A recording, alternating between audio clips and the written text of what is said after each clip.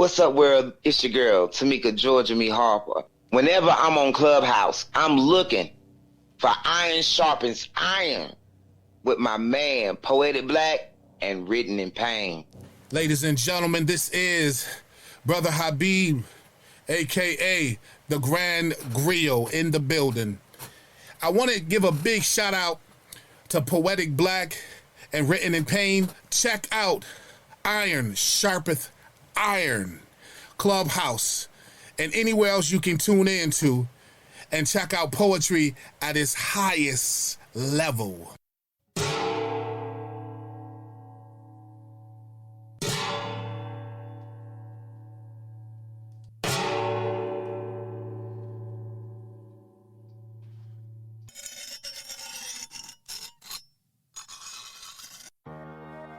As iron sharpens iron, so one man sharpens another. The story. I thought it was a good story. I just felt like it was parts of the story that lagged a little bit for me. Your cadence, man, it captivated me.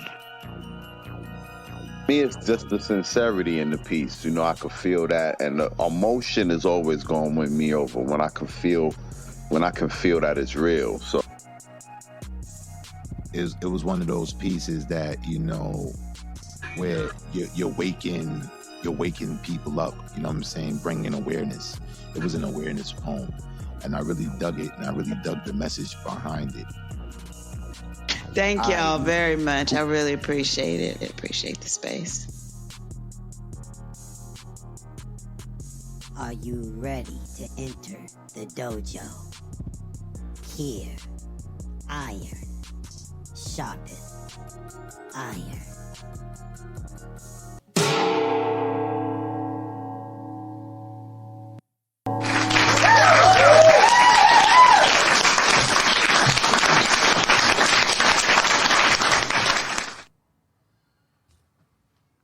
You can't hide the crimson tide of which stains the leaves.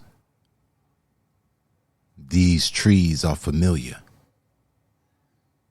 Their roots saturated. Their fruit strange. Putrid fumes exude as they hang, ripe and nude. The eyes protrude. May this rope be the fuse. At this point, there's nothing to lose. We refuse to be victims. This sanctum, violated for the last time, our line is reached. Your cloak of deceit disclosed. We know the power we hold, and we wield it tenfold. Bold and deliberate, your spell has subsided. No longer will we be disenfranchised and subdivided. We are one. These are our sons and daughters of whom you seek to corrupt. You intend to disrupt, impede our progress. You mean us no good. We are far removed from where our grandparents stood. You'll get these hands, laden with the remnants of your segregation, your redlining and subpar education. We were complacent, docile and patient, withstood the oppression, the covert and blatant, gave you centuries to reform, yet your heart remained vacant. You cannot appeal to morale when there's no virtue present. You curse us to peasantry, distract us with your racism and patriotic pleasantries. This causes the divide. Then you hide behind your legislations and policies and rejoice when we kill each other in the street. It's good for business and inexpensive to kill two niggas with one stone. Meanwhile, the babies are in the home, vulnerable. The queens trying to raise them alone are vulnerable. The jig is up. No longer will we give up our right to be present kings. Our presence is needed. We can rectify our family dynamic. I believe it. That's manifestation. Edify the way we view each other. That's cultivation. See the value in us. Now that's liberation. The station of sustainability is contingent upon your view of me, Queen. Am I essential or expendable? We're intimate enough for you to carry my seed, yet I'm not viable enough to entrust me to lead. Make it make sense. These gender wars makes no sense. I'm convinced this is deliberate. The closer we get to union, they muddy the waters with this illusion of equality, reversing the roles in the confusion of morality. Their rationality ain't rational. And their pseudoscience is not factual, in fact, perverse. They put in God we trust on the dollar bill and then put money first. Everything is sold in reverse. Birth control causes birth defects. Gun control, yet they're easy to get. These are cycles of confusion. And now we have become complacent in our delusions. Solutions are dire. We've been through the fire. Now it's time for us to shine. Perhaps that hat being thrown in the air was a sign.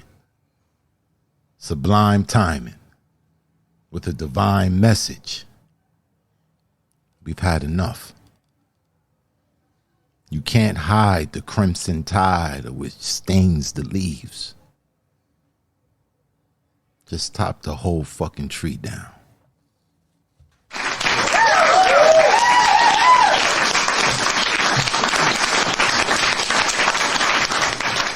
Blurry words appear on the back of closed eyelids. Handshake, itch. My writing, chicken scratch, lost like poems written on loose pages. Tapping, clawing for the satisfaction of another distraction. My silence hurts. In it I hear voices. With me they converse in free verse. Mental recorder is ordered, crammed, jammed with tales untold for my pencil to hold. Poetry is my voodoo. They ask how it works. I'm often found with 2 pouches of cemetery dirt. I won't go there right now. But this is why mad men shouldn't have pens. Empath on a warpath. Death is a concept, as is fear, regret, remorse. I live life pawning rusted yesterdays in true sorrow. But you see, I'm saving up for nickel-plated tomorrows. As a child, they would say, you know that boy been here before. But I never really took it as fact. I was sure if I was here before, I would have never came back. Pain is a deranged cat. No Bible teachers or preachers seem to ever change that. The widows I grew up around, they sort of arranged that. In fact, the act is that he's mentally intact. 21 bottles of beer on the wall, 21 bottles of beer. 12 monkeys jumping on my bed, 10 commandments, 9 lives just to end up dead. 8 is enough for me to rise like leaven or reach my 7th heaven. Leaven, heaven, here, of course that rhyme. But in a proofread, he'd say, you forced that line. Been thinking I may be mildly retarded. No, I'd better buckle all my dough, my brain dearly departed. Wait, cause need to pause the poem. Buck doe, dearly departed. My wordplay is 7:30. Don't get me started. Oh, okay, you can unpause the poem now. Dearly departed. I was the ward of my brain till I was clearly departed. Now I got this mental plate in it. Don't think I've been rewarded. Rewarded? Yeah. Peep the double entendre. They hate me. I know it. But what's a poet to do? I mean, because if I wrote like they did, I'd hate me too. I forgot what this poem was supposed to be about. Anyway, that was an pain. shit like that, shit like that, shit like that. Welcome to another episode of Iron Sharpeth Iron. I'm your host, Poetic Black. My co-host, Mr. Written in Pain. Are you in the building, sir? I'm in the building, brother. What it is, man? What's good, brother, man? Do the man got you down, man? How was your week, King? What's good with you, man? My week, man, you know what I'm saying? I was trying to come down off a hip-hop high. You know what I'm saying? I had a hip-hop high, and I'm coming down off the hip-hop high. And then, you know, it's back to reality, man, soul to soul. You know, it was good. Everybody was dealing with nostalgia last week. You know what I'm saying? The streets was really, you know, everything was... But now we back, you know what I'm saying? Life went from Rakim, and we back living Lil Durk life. Yeah, happy birthday, hip hop. Happy birthday, hip hop, man. This one is for hip hop. Shit like that, shit like that, shit like that, shit like that. Shit yeah, like man. It's crazy, man. Shit been going on in the news, man. I've been seeing crazy stuff. Maui on fire.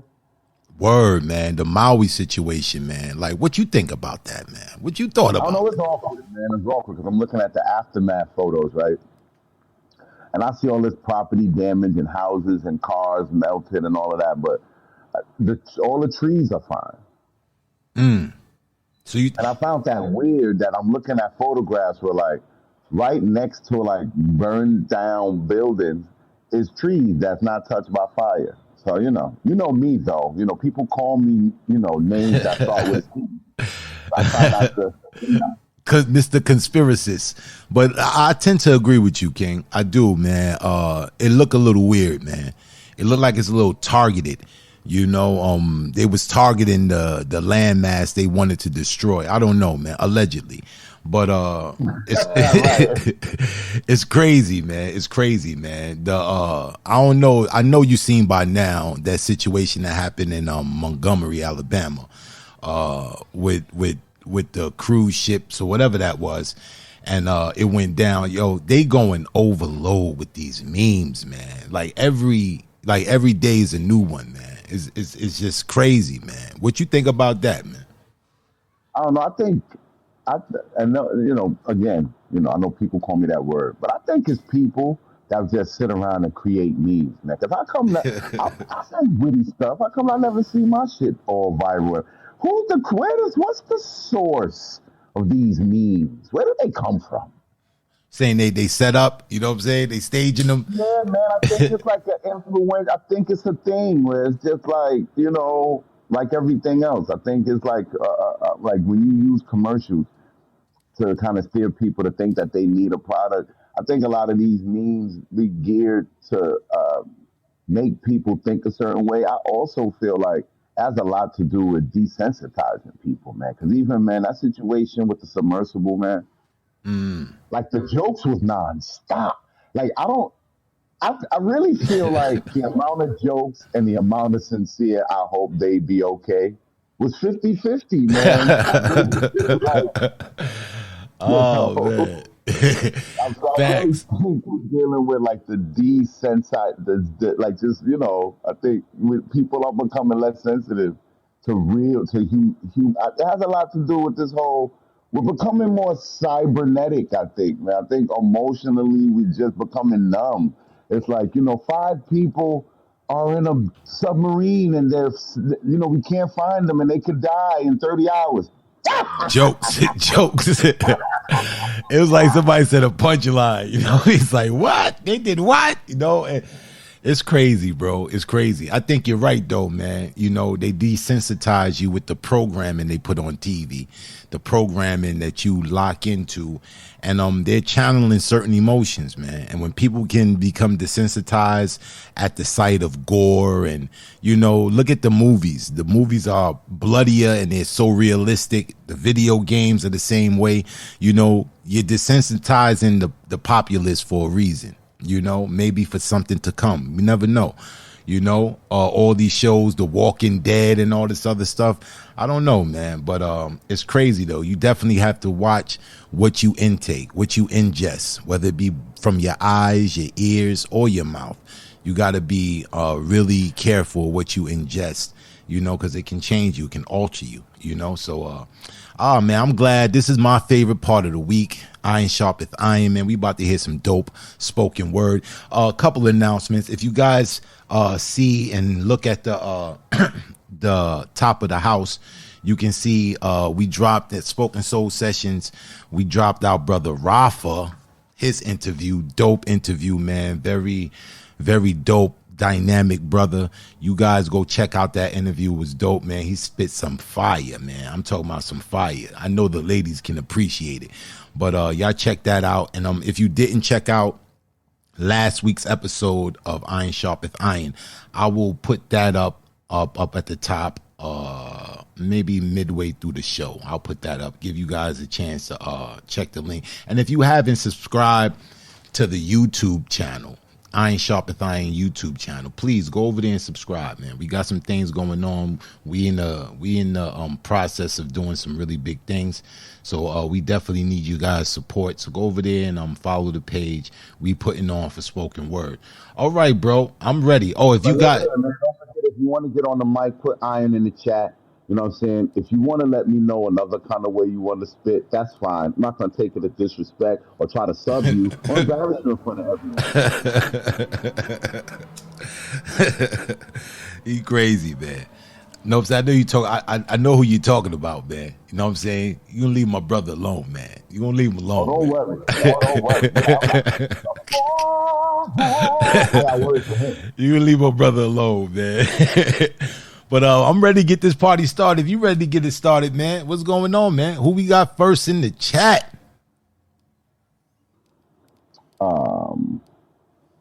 First up on this microphone is Elizabeth Carpenter. Oh, let's bring the queen on up to the stage.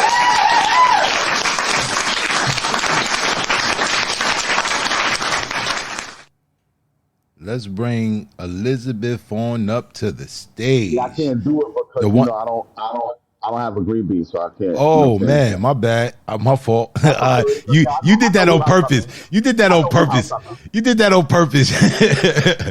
You know what I'm saying? You did that on purpose. You waited for that whole punchline, man. You know what I'm saying? That was that was just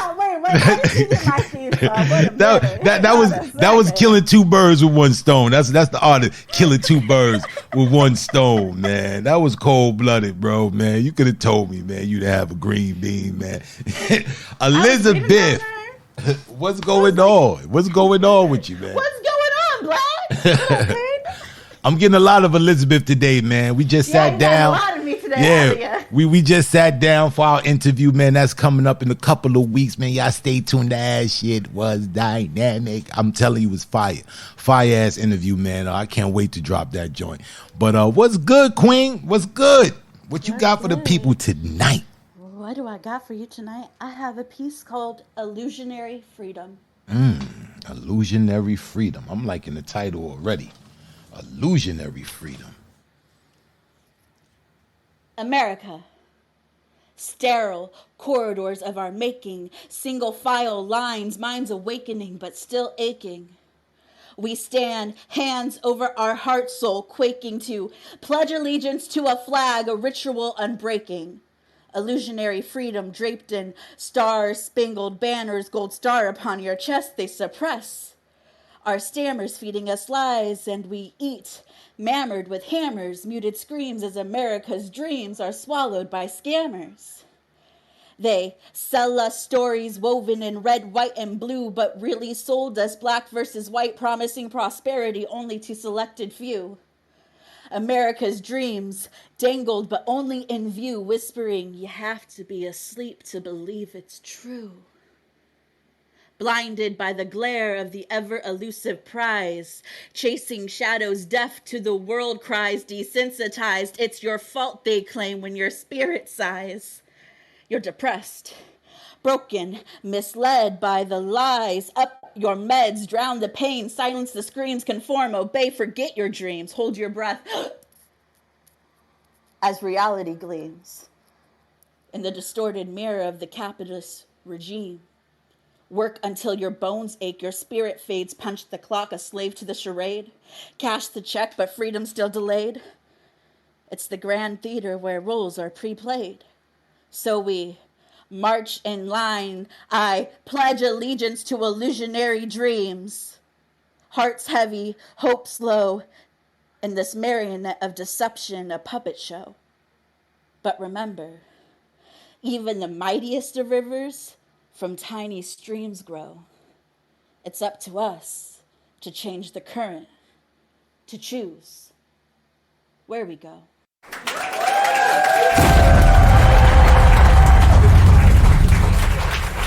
Yo, you said the name of this piece is called Illusionary Freedom? Correct. Oh my God. Off rip, I'm telling you, Payne, I'm nominating this piece, man.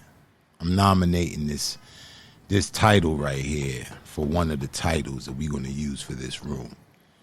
This is kicking the doorway in the faux right here, man. Emphatic. Necessary.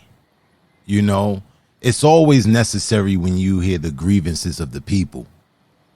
All the people resonating on one united front. You know, addressing the injustices that's plaguing this country that they say is supposed to be about freedom and liberty and justice for all. It's a slap in the face. It's a slap in the face, and this poem was just phenomenal. I love the delivery. I love your cadence in this. You was very direct, very passionate. Dope piece, Elizabeth. Dope piece, man. What you thought about it, Payne? For me, I just found an appreciation for your writing IQ. You used a lot of different writing styles inside this poem. You had like interlocked rhyme schemes, and you used some alliteration. I thought was dope, and it just I thought that besides the content of the piece, I thought that it was just a good display of your writing IQ and how you have a grasp of different parts of writing. I thought I don't know. I would have used a more aggressive delivery, but I didn't have anything wrong. I didn't think there was anything wrong with your delivery of the piece, but I was just really, really impressed with just the forms of writing. You used a lot of you threw a few tricks in this poem, and that's what made it an enjoyable listen for me. Good job, Elizabeth. Yeah, great job. Great job. Dope. We setting it off nice. I love the way we setting it off, man. Love the way we setting it off. The vibe is there. The vibe is there. Let's get it. All right, who we got next on the mic, bro? Next on the mic is Lost in Queens. Lost in Queens. Bring the brother on up. You got your green bean now. Do your job, Payne. Let's bring the brother on up to the stage.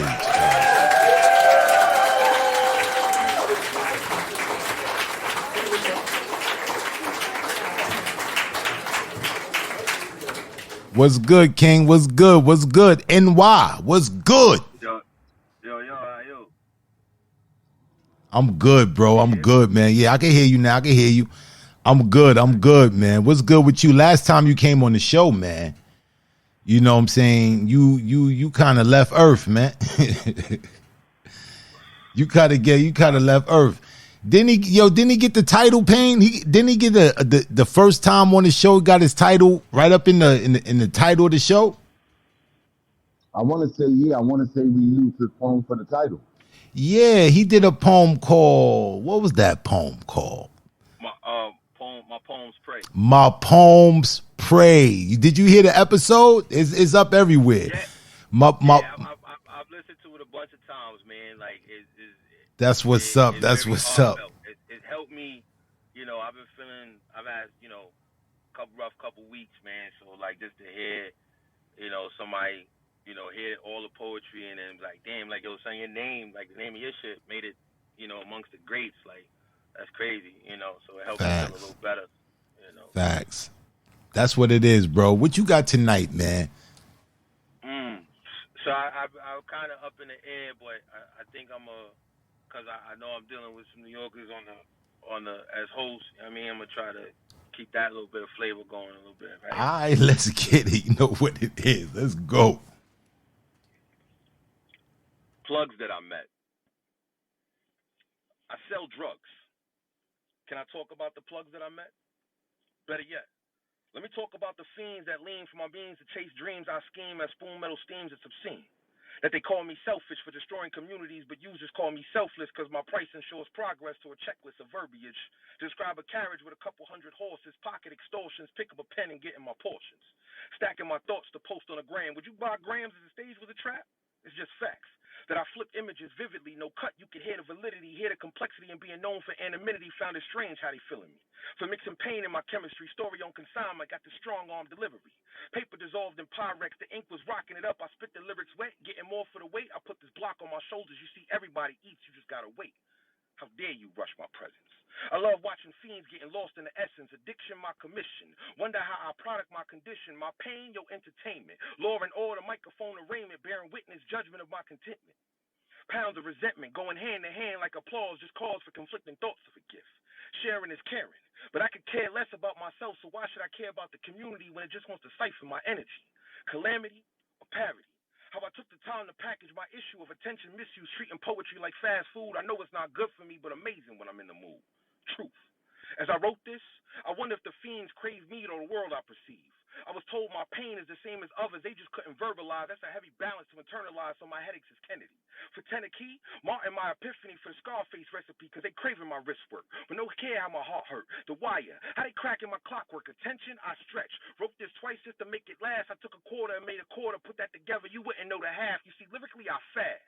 Then put the thoughts in the bag. I hit the roll with a load. Fatigue from the stove. I was cooking up my hopes, but fear my own quotes, because the drugs that I sell really exposing my weakness. Honestly, I never wrote a poem.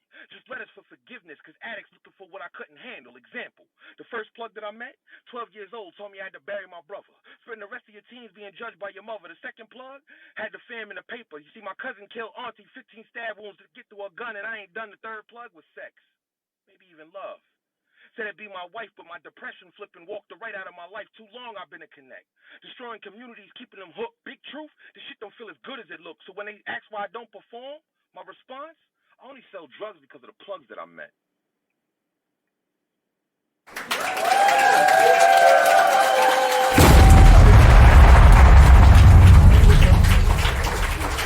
Wow. We kicking in the door, B. We kicking in the door. Did this man just say they craving for my wrist work but don't know how my heart hurt? That's what that was that bar? Yeah. Yo, the alliteration in this joint, the schemes, the wordplay. This was crazy, man. And the sentiment was fire. I love the parallel of you using the plug, man. I'm loving that parallel, man. You using the plug, you know what I'm saying? And you breaking it down from different perspectives, man. This was fire, man. What's the official name of this piece? Plugs that I met. Plugs that I met. Plugs that I met. This was fire, bro. This was fire. Payne, what you thought about it? This was Scully poetry. Facts. Facts. This was Scully poetry. I loved everything about this piece, bro. Everything about it. It got me in my bones. You said it was a lot of bars. It was so many bars, man. You said, I know I'm misquoting you because you just said so much shit. But this would grab me. You said, I took a quarter. Did you say I took a quarter, made a quarter, you wouldn't know the half? Say that line again, bro. Hold on.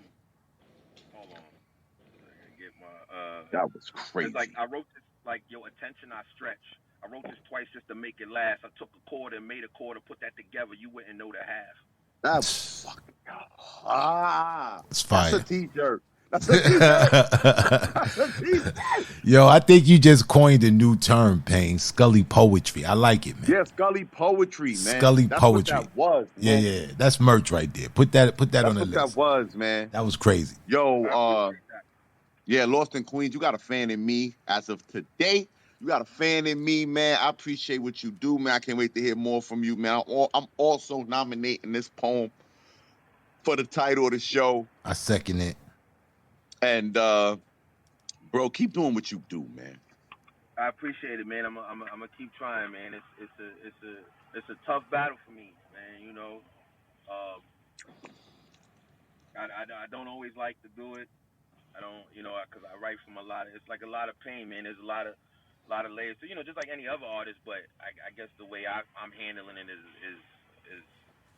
does come from a bit of Man. And yeah. let me get this over to you real quick, man. You know, there's a lane.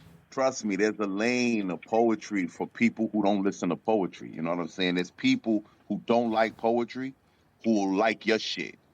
You understand what I'm saying? So keep Right. doing what you do, man, because that we need that, man. And I say it with all sincerity, man. We need that. I appreciate it. Thank you, man. Like I'm gonna keep trying to show up, you know, the best of my ability. You know what I mean? And it's an honor to hear these words from y'all, man, because you know I've heard the work that y'all do, and it's like I got a lot of work to catch up to y'all. You know what I mean? So thank you. Appreciate you, King. Definitely, bro, man. Appreciate you. Oh man, yo, this shit's crazy right now, man. You know what I'm saying? I think the first half of the show is trying to make a statement because I made some statements last week about the second half. You know what I'm saying? Yo, the second half was fire and all that. I think the first half of the show, they trying to make a statement. What you think, Payne? Yeah, man. You know, I like it when the show start hot like this. It give me, you know what I'm saying? It give me, it get my juices flowing. Nah, we don't want to know about your juices now, bro. Keep your juices to yourself. Keep your Okay. juices to yourself. You know what I'm saying? Keep my them over fault, my there. fault. Keep them over there. My All fault. right. Back. Back to the topic at hand. All right, who we got next on the mic, bro?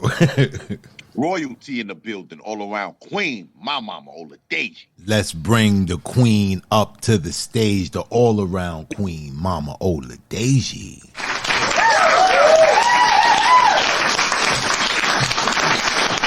Hey, Mama. I said, good evening, ladies and gentlemen. I'm supposed to be over there at Mike Wynn's big event. I paid for it, but my loyalty is here. So I have to come here, and then I'll go over there. Oh, we love you, Mama. We love you. We love you, Mama.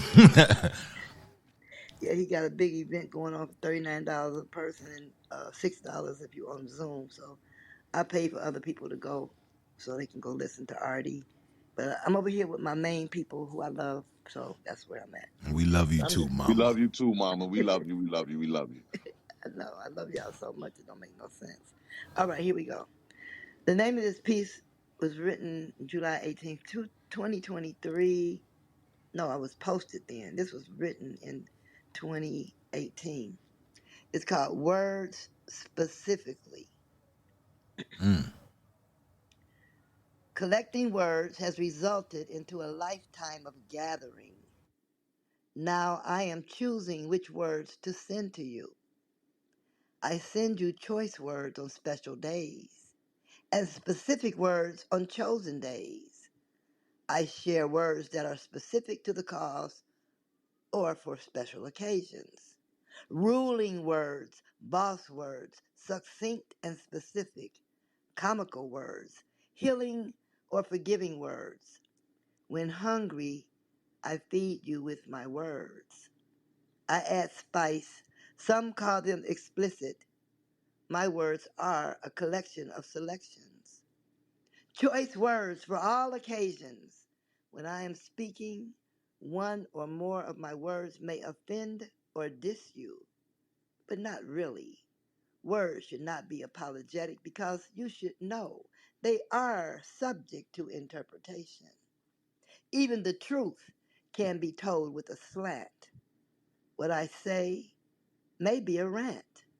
Like when I have to explain to lames the reason all lives and black lives is not the same.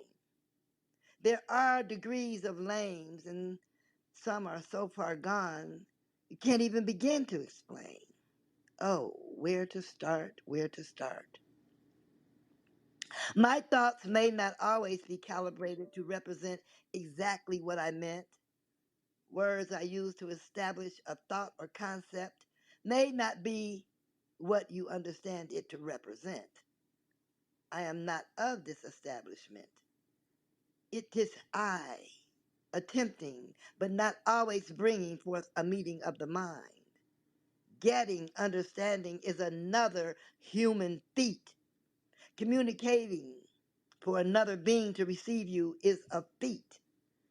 Most minds are out of reach. Getting through to them is like a security breach. How certain words make you feel is felt by your subliminal choice. Once I am involved in a mystery to solve, how you apply them to your wound is your call. All depends on their appeal to your ears. You can retreat or feel defeated. You may feel these words need to be repeated or just ignored. That's not my fault. Somehow those particular words struck you peculiar, did not suit you, yet you suited up and wore them anyway. And you walked around with them all day, feeling some kind of way until they felt familiar. And eventually you owned them, wearing wonton words, these words that did not suit you, did not fit you, but you wore them. And somehow, that's not my fault. Maybe you were thinking they were food for thought before contemplating. You ate them up. You devoured those words, those crazy, spicy words that were sprinkled heavy handedly all over my sentences like salt from a salt shaker. Sadly, only you can make the decision on how these words would affect you. You choose to bond with these words. You claim that to be the truth. Being willfully ignorant is not so blissful after all. No names were called. That means those words specifically spoke to you. So you knew. Shit like that, shit like that, shit like that, shit like that, shit like that. Wow, mama. Words specifically. Words specifically. This poem was witty and laden with wisdom.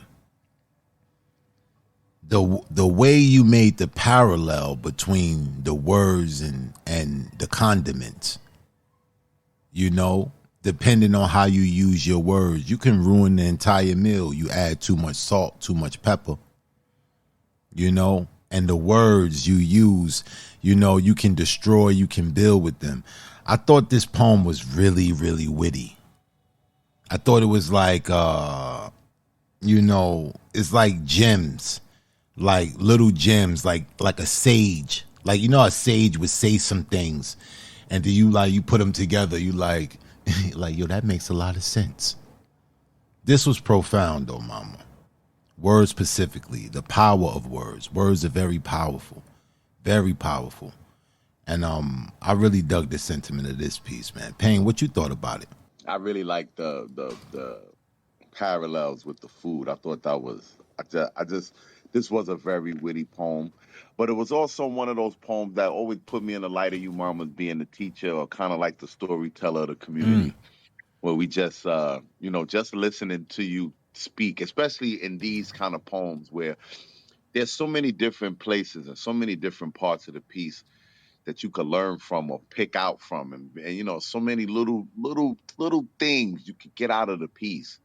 That this is why you're a gem and why I appreciate you, and I just, you know, I'm just in awe every time you, especially these kind of pieces, because these are the pieces that I feel like make me resonate with you mostly, because it's always a learning experience. So thank you, mom.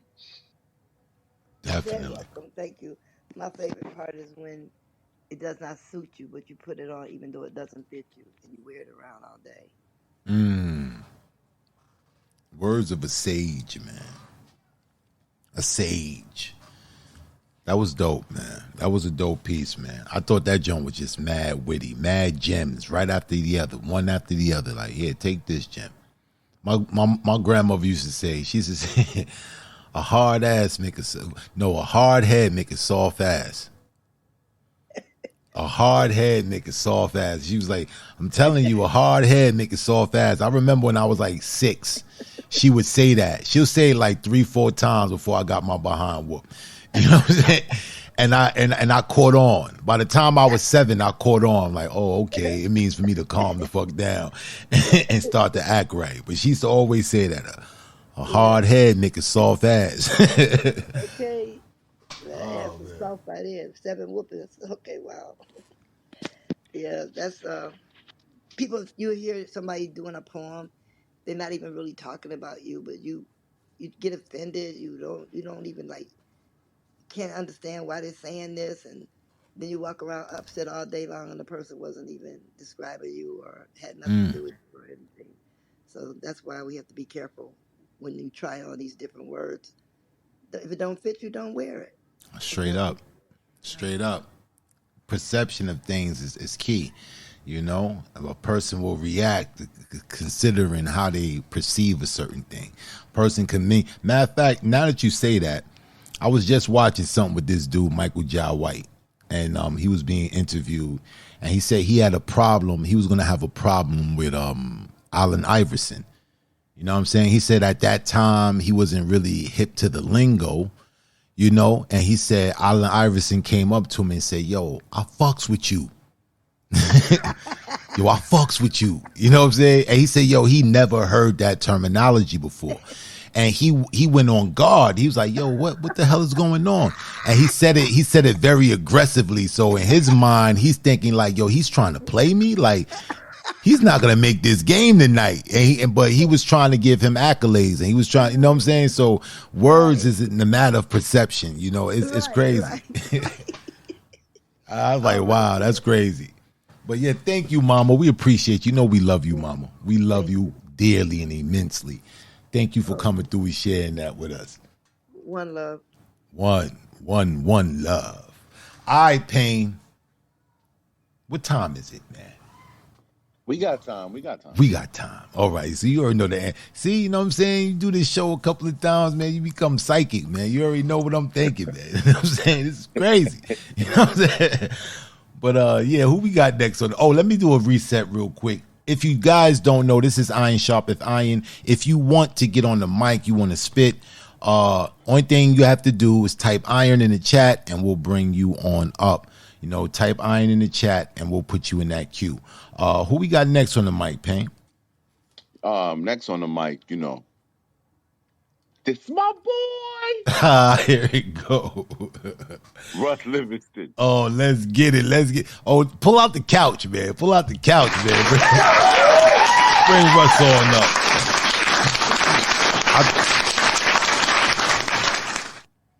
Russ, what's good, Russ?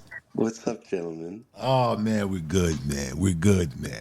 We're good. I see the couch right now, man. It's looking all fluffy, man. Yeah, I'm about to jump on it, man. I think this time I'm the one who needs to jump on it. Oh, you need to get on the couch. All right, man. Yeah. You done came to the right place, man. You came to the right place, man. We multifaceted over here, man. What you got for us, Russ? Well, let's see if I get through it. My voice is not what I want it to be, but I've been eager to share this piece. This is called Homecoming King.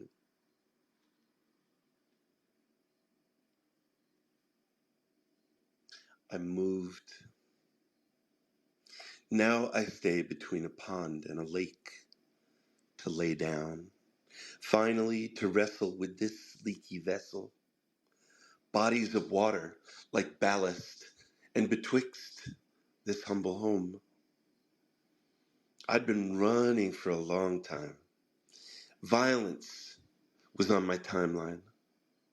Truth is, it left me doubled over, gasping for breath, stuffed down, crying, death-defying, a try-it-you'll-like-it climate.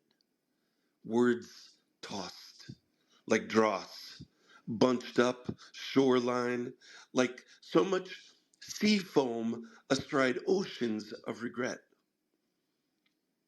If I could find enough words to describe every possible story about my past, it would define a linguophobic mystery at the center. The closest I can get is words at the edge. I watch them flutter above this yawping chasm. I splutter and wail because of nothing. A black hole, a word eater. I sought the beginning. Now I'm blessedly lost again. I hid so thoroughly in found, generations missed my shaky foundation. I couldn't see being seen. I was like, Lord, I got to keep on moving. Lord, I got to get on down. Lord, I got to keep on moving where I can't be found. My bloodline got stuck in the mud. It was some kind of prestidigitation to call this a foundation. Don't judge me. I couldn't budge from this sludge. I built on silt, felt guilt. I thought I'd be caught. I tried deflection. The building inspector came at night. He gave me a fright. To my surprise, he declared, "You pass." Was it only I that saw a fatal flaw? I built tautologically so as to hide my fragility. It hurts so much to touch on this. Such a risk to revisit the gist, the nub, a bare cupboard, if you blow-by-blow stowaways care to know. In the broken place, I was alone. Violence was the foot servant of psychic death. A valiant fight, but I was outmatched. Part of me died then. Psyche gangrenous, and I cut back deeply to what could be saved. Part of me is missing. Dissociation like a poultice to ease phantom pain. An ache as if these me parts are still here. And a Don Quixote part of me remains, locked in lifelong pitched battle, as if what's long gone could be saved. My Sancho Panza part would sooner die than expose this lie. Relentlessly, I threw good self after bad in service to this myth. I drifted ever further from the healing powers of acceptance, the immutability of loss. Instead, I sang from the facsimile hymnal. Will the congregation please turn to the rage page while we wage war with the subliminal criminal? I mistook futility for nobility. This harm inspired a coat of arms, a heraldry of my misery genealogy, so I could wield a shield with 4 sections to help me avoid detection. First, I drew a cure mirage and named it loneliness. Next, smoke and mirrors to hide tears and fears. Thirdly, a wordy bird, a larkspur with courage. Lastly, I placed a smiley face in the 4th quadrant, brand name no one home but these ghouls wailing.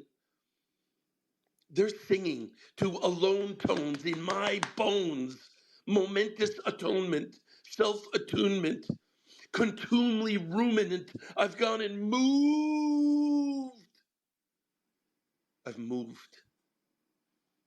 The thing is, I'm a study in pain. I'm getting hip to new refrains, but the song remains the same.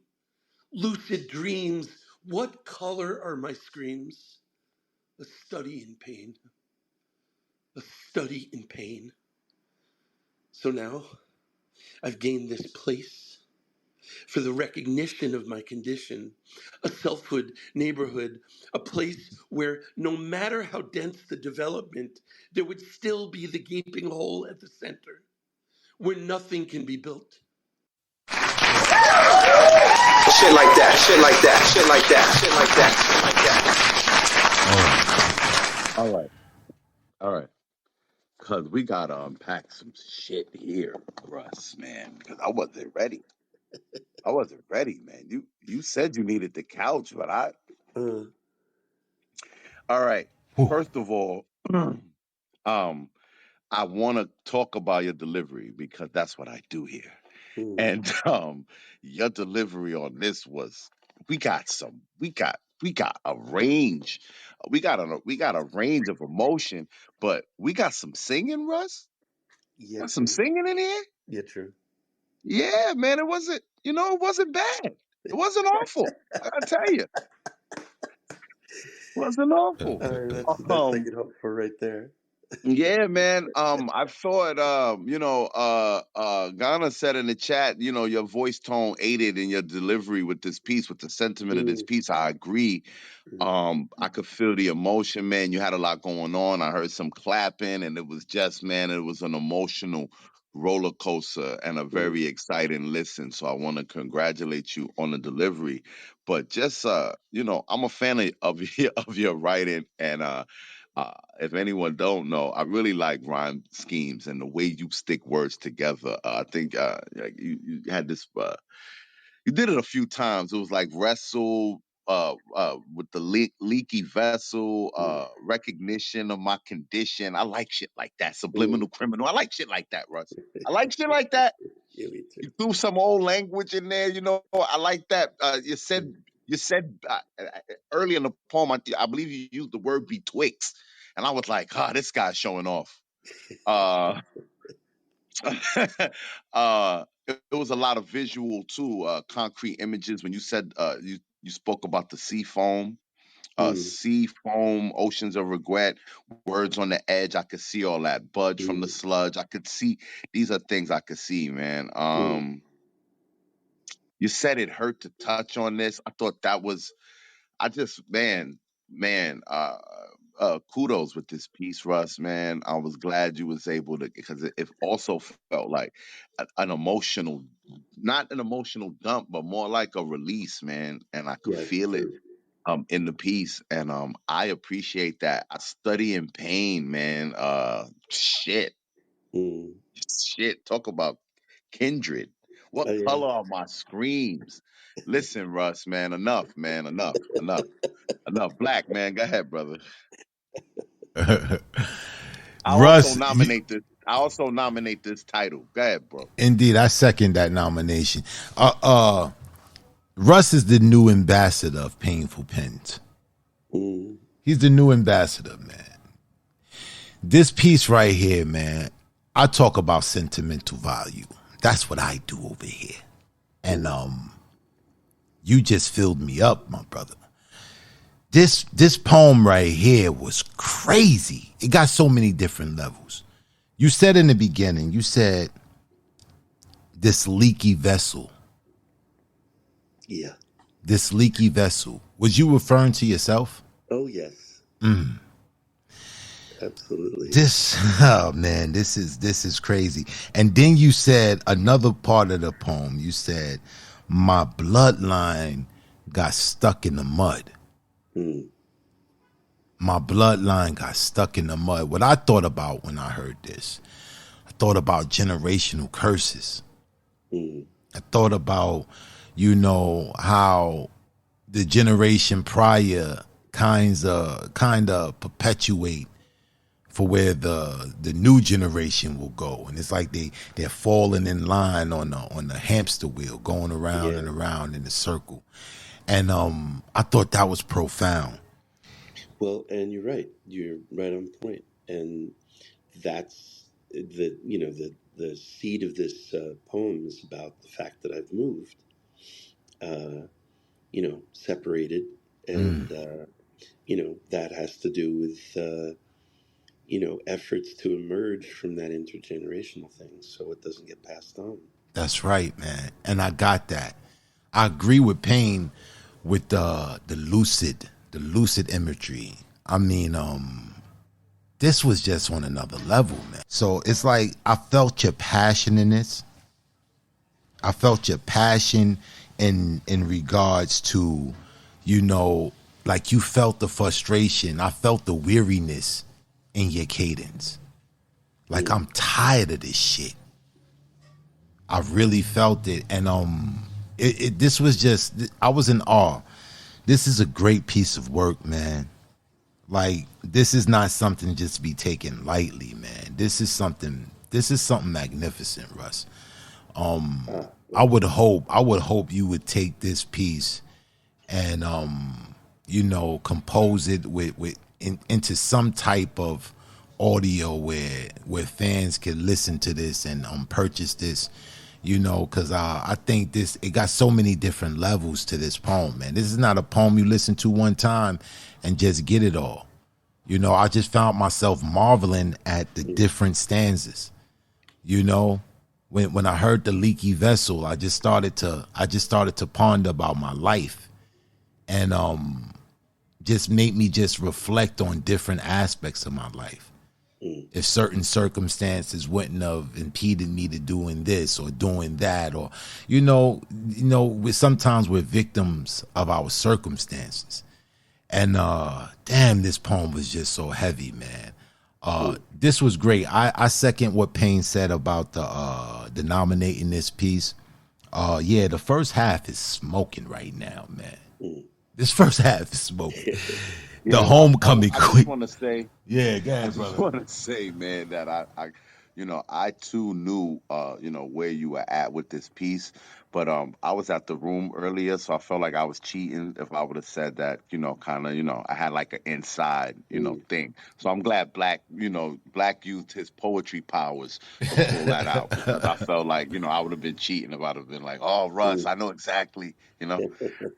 Oh, you spit this in the room earlier? I did not, but in Wounded Healer Poets Brigade, I spoke about the change in my family circumstance. Oh, all right. I Yeah. feel you. I feel you. Oh man. This right here was epic. This was epic. The performance was stellar. I love the way you use your surroundings. I felt you beating on your chest. Like I resonated with the frustration through the app. And that was surreal, man.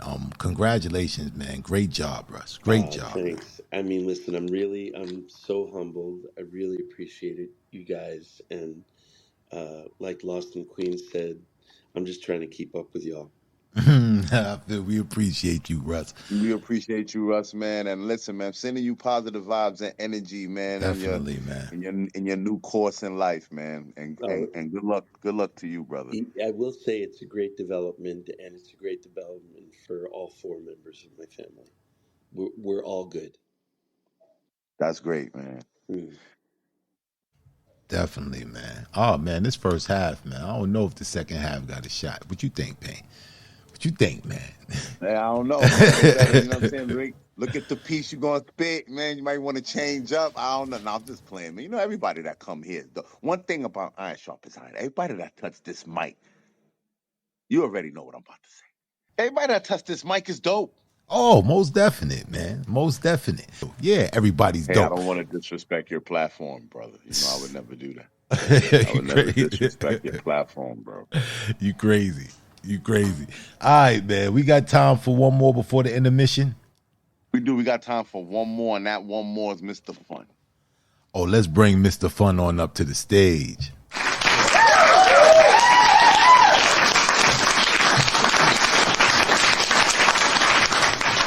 What's going on with you, King? What's happening, bros? I thought I took What's good with you? What's good with you, man?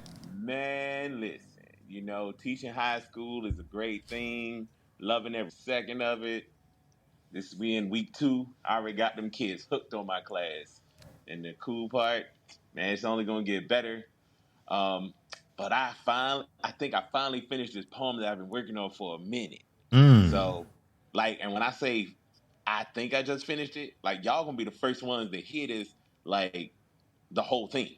Oh, that's dope. Let's get it. I'm excited. I'm excited. Let's get it, man. All right, here we go.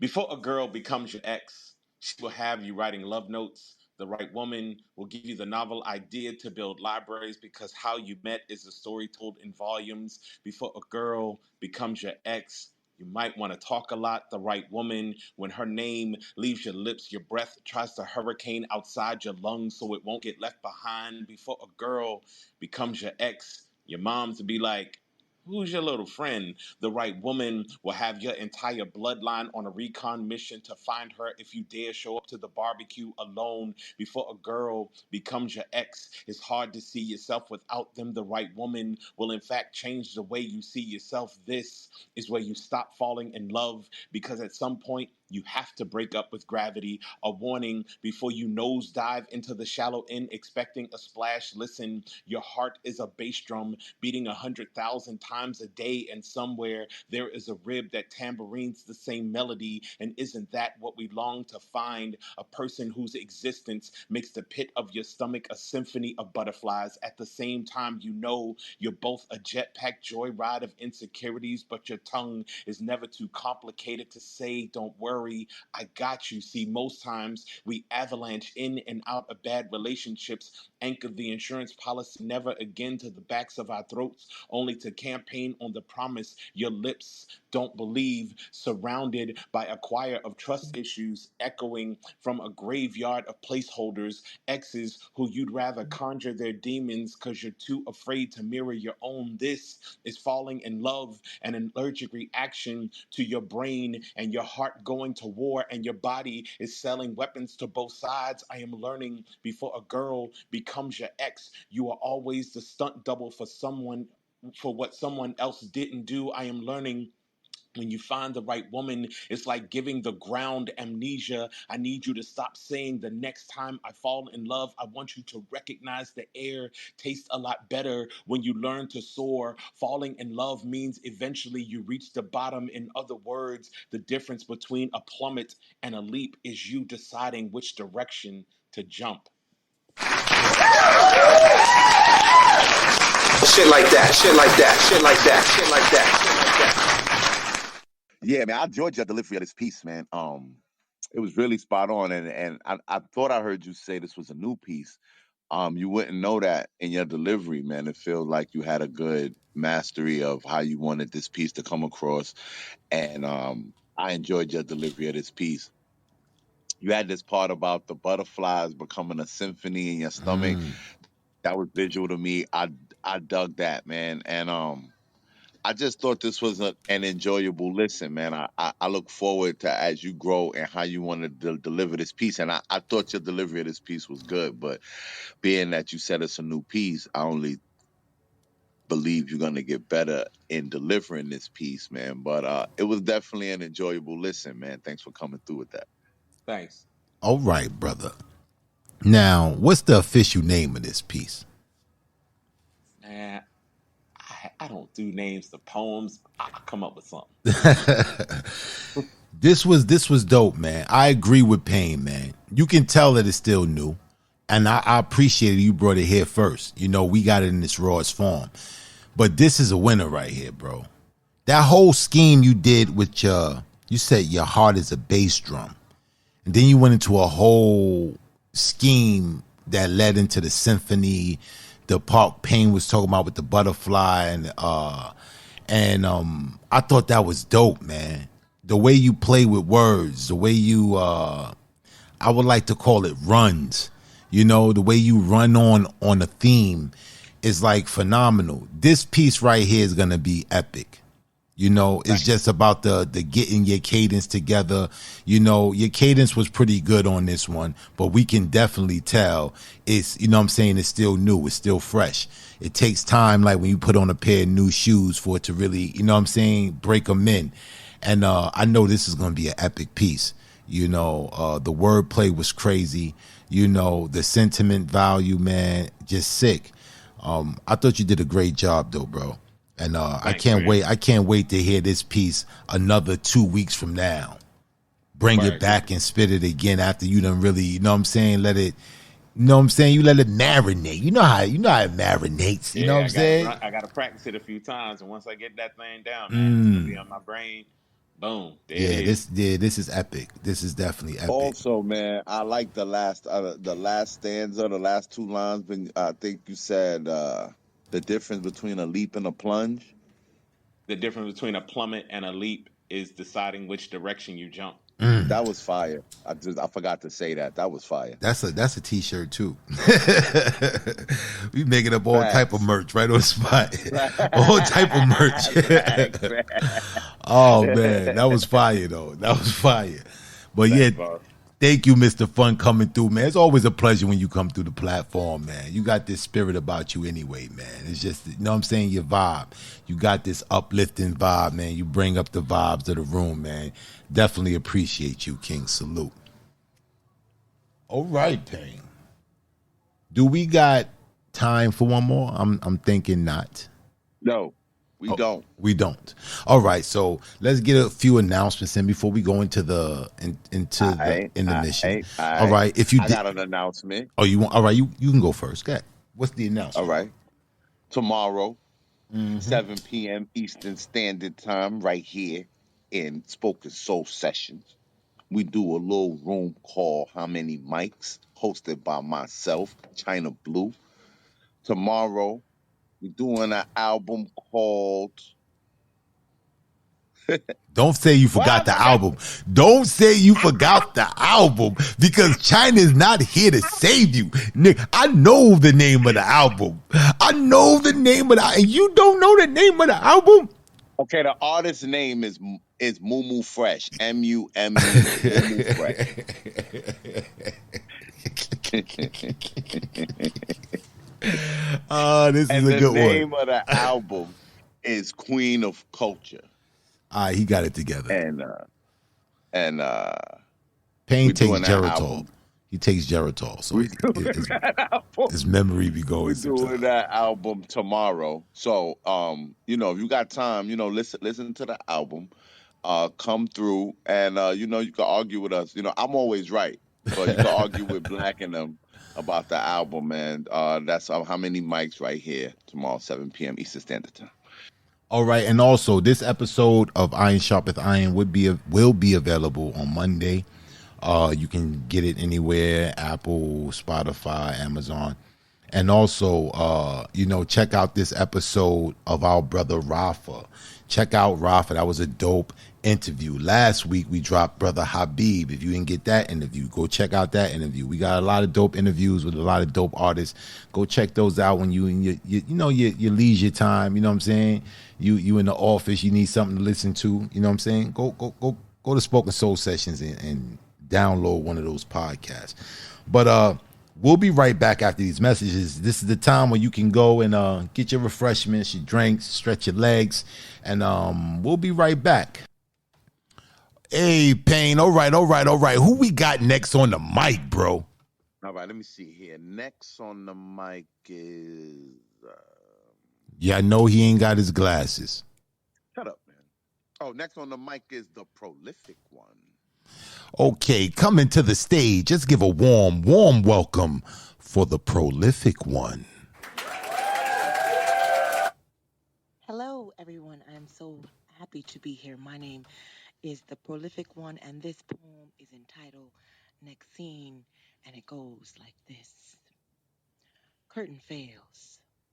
Night dimmed. You either or you swim. Life is on the brim, an opening in the cracks. A silhouette in jet black. Sands mumbling. Silver linings. We are redefining success. Spell. Break. A sweat. Backwards. Upside down. It's out. Seas to pounds. Poem. Wow. Oh, Pain, what you thought about that? Fire. Yo, prolific one. Are First you of all, let me kidding tell you me? Let me tell you something. Let me tell you what really stole that piece. It was the delivery. Oh my God. You had some lines in there, but it was the delivery. Am I in the Twilight Zone? I'm about to ask you to spin the block. Are you serious? Ask you to spin that block. Are you kidding me? Am I in the Twilight Zone here, man? Like, Support real poetry. I am an artist, griot, a scribe who thrives to thrust his quill in the inkwell of life's circumstances, propel men to change their stances with these stanzas, create a distance between us and them. The victims who fell to the wayside be the reason why we pride ourselves in virtue rather than vanity. So go ahead, define me, but you can't confine me to these margins. My sentiment exceeds your limitations. You can't muzzle my pen or begin to mute my ink. I think free. I believe in a concept that suggests us we can be better. There's a name for us. Some call us poets. Paper pariahs, ink leeches, gluttons of words. I've heard them all before. I swore my allegiance to this craft. Carved my path in these pages. A steadfast wordsmith, carrying my words through the ages. Spitting similes, demonstrating our likeness to greatness, the artification, the station where prose meets purpose, producing paragraphs conducive to conscious constructions, the destruction of demeaning depictions of our worth. Yeah, we birthed the revolution. An entire militia of gifted pens with the intention to strengthen our resolve to state our bullpens in prisons. Come on, Paul. A grassroots group of griots crafting diction to its rightful position, scripted in the trenches, printed on project buildings like hieroglyphics. We speak fluent metaphor, versed in syntax, equipped with platinum bics to reflect our exact sentiment of our conditions. Yeah, written in a poetic rendition, the artification, the dedication to written words heard from all ages, transcending stages and microphones, but late ingrained in our skin tone, so we wear our prose like Gucci, but with way more swag. Not intended to brag, but to pass passion, a pinch of pride, and harvest in our craft. So go ahead and laugh. You know who we are, and our art defines us. That's why you find us sincere in our aim. The artification, the summation of a nation of scribes priding on one premise, our extreme love for words. Yo, I am an artist. Is it cool if I do a medium one and then squeeze in a short one right after? Okay. The first poem is the fire. The second poem is the water. Without the undercurrent of desire to first set your ass on fire. So when they come for me, the first thing they'll see will be flames. We have been burning since we got here. We have been holding fire since birth, dying to open our hands and let the wind speak for us. My language is broken tongue, open wound and blackened sun. I am dead man speaking. America, you are a mouth made of maggots. We scream with corpse-filled cadence, another poem pregnant with bloody ink and brown broken bodies. So many names staining our fingerprints that my palms have no room left for eulogy. I wrote this poem already. I already wrote this poem.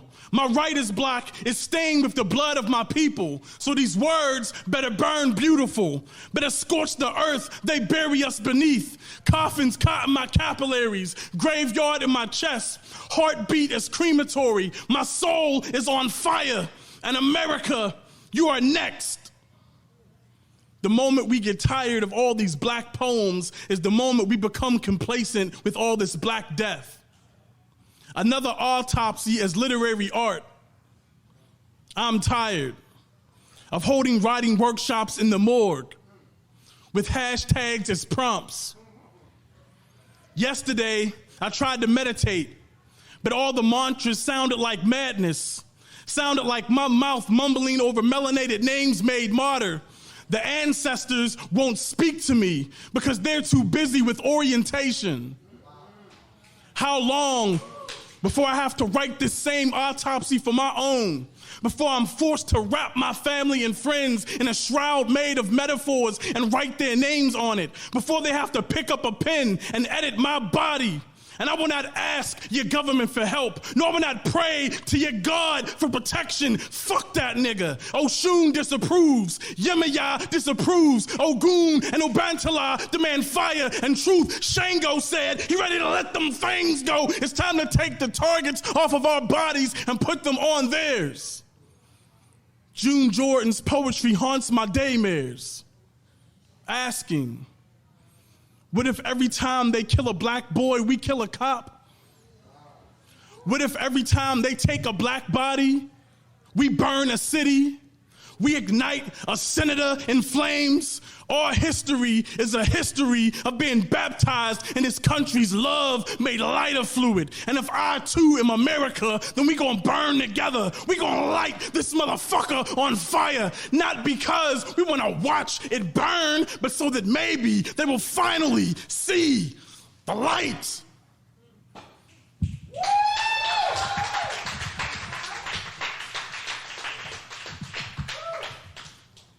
Oh, super quick. So I'm the co-slam master for Slamageddon Baltimore, which is the Baltimore venue that determines the team that goes to nationals from Baltimore. We like won and shit. And so on April 6th, we're having our Grand Slam. It's gonna be crazy, it's gonna be super lit.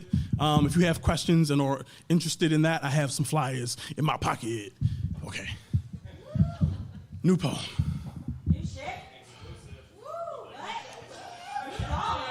Literally, nowhere else ever before.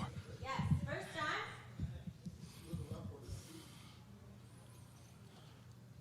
Poetry is not a luxury. It is a vital necessity of our very existence. Audre Lorde.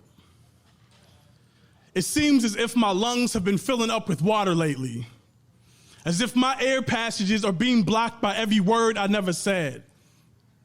I stopped being a poet on the day that I learned that poems are just words and that love is actually an action verb.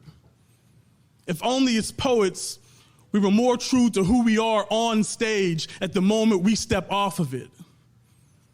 We are all broken, misquoted texts, ancient metaphors made humans, as fluid as music, both reproductive systems linked at the core. Like you ain't never seen an unk before.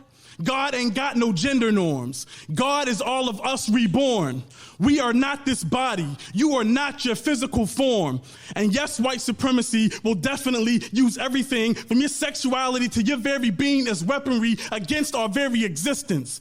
But black love is resistance. Black love is infinite. Black love is the most effective weapon on this planet against white supremacy. Black love is greater than white supremacy. So if you love black people unconditionally, then you can't be threatened by white supremacy. Poetry is the moment that pain shakes hands with empathy. Poetry is the art of becoming a better person publicly, which is to say that life is a group piece. This isn't about children processing depression and pain through their poems. This is the joy that lives in spite of it, the love and the life of it that gets transmitted to the audience, a celebration for every suicide note that was never finished, proving that your smile is the best poem ever written. I'm gonna be so giving that the only way to describe my existence is a full-body organ donor while still living. I'm gonna give my student Mecca a hug with so much happy in its hold that the Tourette's and the silence has no choice but to find a new home. I'm gonna fill my student Grim with so much life that he has to change his stage name.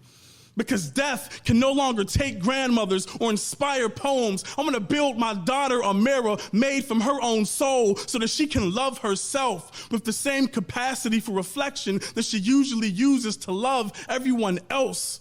It seems as if my lungs have been filling up with water lately.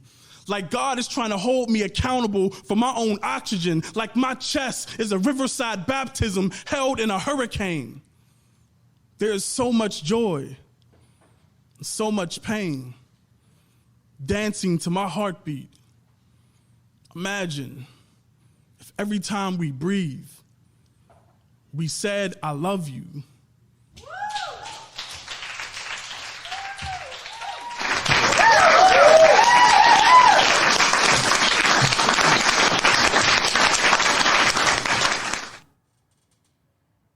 I want to be, above anything else, righteous. Upright in my resolve to do the right thing. Despite my flaws, shortcomings, and my sometimes abnormal behavior, I just want to be sound in my character even when my faith wavers. I want to be just, endowed with strength and wisdom. I want to be the embodiment of patience, virtue, and sincerity. I want to be a man at peace, and not just pieces of a man. I want to be the father my father should have been. I want to be able to look into the eyes of my firstborn daughter and see the stare of adoration and not the glance of disdain. I want to embrace my pain, savor my struggles, and greet my trials with the warmth of a gracious host. I want to be the most I can be. I want to be the epitome of what real is.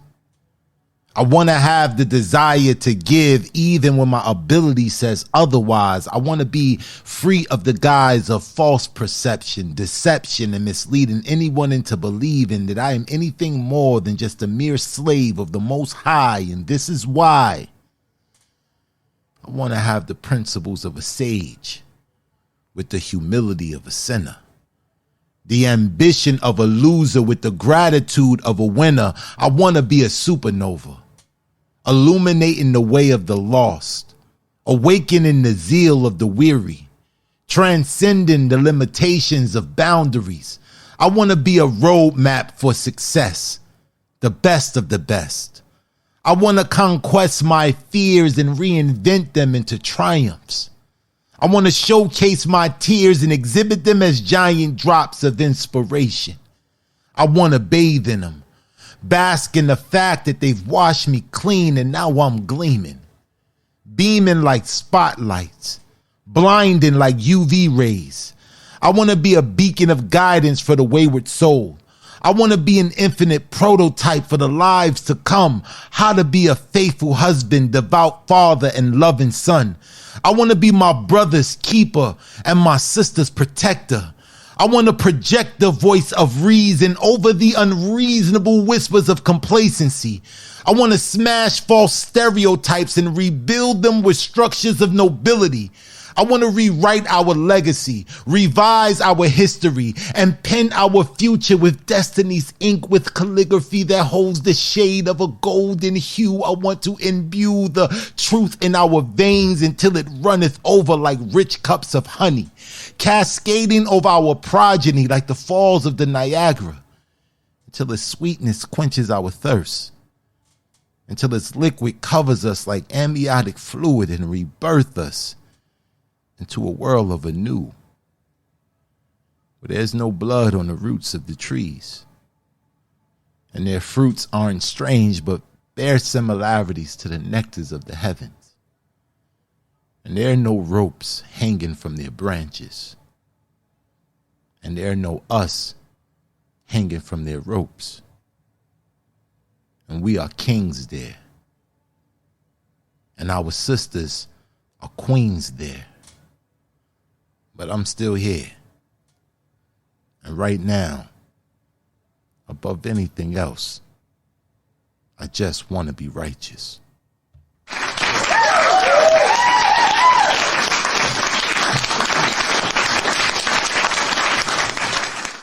They turn blind eye to third eye suggestions.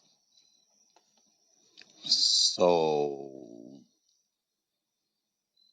what's actually clear to see gets labeled conspiracy. See, the sky and the sea. Is the sea in the skies, or is it, just the sea in disguise? I mean, it depends on what you believe in. But I dare share that air is really clear water that we're breathing, meaning you quench a thirst for life every time you heave in. Electrolytes invite the soul to ignite the conduit, embryotic fluid, and a river runs through it. That water broke, the birth of baptism, yet still born underwater. A mother cries, it falls from the skies, or are those tears in the skies? Is rain just mother's creation's tears in disguise? Joyful, of course, water is source vital for survival, similar to fish. Both needed water to exist. Ever wonder what type of fish tank is this? Where they use a net, trying to get you hooked on something? Am I being too deep? That's why we can't get to the bottom of this. Yeah, they feed us, but that hand that feed us is shaky and the food's flaky. Something's fishy. Is that why they send us to school? Bunch of gullible guppies. Pray to that big light bulb in the skies. I mean, what if our sun was just a light bulb in disguise? Is that why you Negroes love Whitey so much? Because it's way better fish in the sea, you see, but niggas love Whitey. Shrimp. Wait, do we go on the plate? Are we the bait? Whose fish tank is this? Look, if I took a fish tank and dumped it in the sea, what would the fish in the tank think? Would they think they were free? Maybe. When they looked at the lid on the tank, maybe all they see is the skies. I mean, maybe all we see in the skies is actually just the sea in disguise. Well, that was Rennie Payne. Shit like that, shit like that, shit like that, shit like that, shit like that. Yo. That's why you niggas like Whitey. Yo, that's dope, B. The parallel you drew with that joint was fire. That was fire, man. Thank you, bro. I used to fry Whitey. I used to fry Whitey, a lot of it. And black people do love Whitey, man. I can attest to that, man. They love Whitey, man. Whitey, man. Tastes good, man. When you fry it nice, too, man. Some hot sauce, some tartar sauce. Yeah, man. Yo, because I thought you was, when you said Whitey, man, black people love Whitey, I was like, But then I caught the parallel. I was like, this is a fucking genius, man. That was dope, man. That was dope. Thank you. All right, man. We ready to get on with this show, man. Yo, we was having a good time in the first half of the show. So now it's time for iron to sharpeth iron with the second half of the show. Second half of the show, y'all gotta go win. Y'all gotta go win. We ain't got no flimsy swords in this arena. There's no flimsy swords in this arena. Pause. Any individual. Pause. I don't know. You worried about people's swords being flimsy, bro? Pause. That's a legit. That's legitimate. Touche. That's not your business. Touche. You got your shit back. You got your lick back. I'm gonna get another one before the show is over. Don't worry about it. I'm gonna get another one before the show is over. But in the meantime, in between time, if you guys don't know, you want to type in iron in the chat if you want to get in the queue to spit. If you type iron in the chat before 11:30, you will definitely guarantee yourself a spot to spit. So we want to hear from you guys. Go ahead and type iron in the chat so we can get this show on the road, because the first half was just retarded. It was crazy. It was crazy. The second half got to be crazier. Let's go. Who we got first on the mic, bro? You on mute, Yeah, bro. Boo. Oh, Yeah, my fault, Boo. let's bring Boo on up to the stage.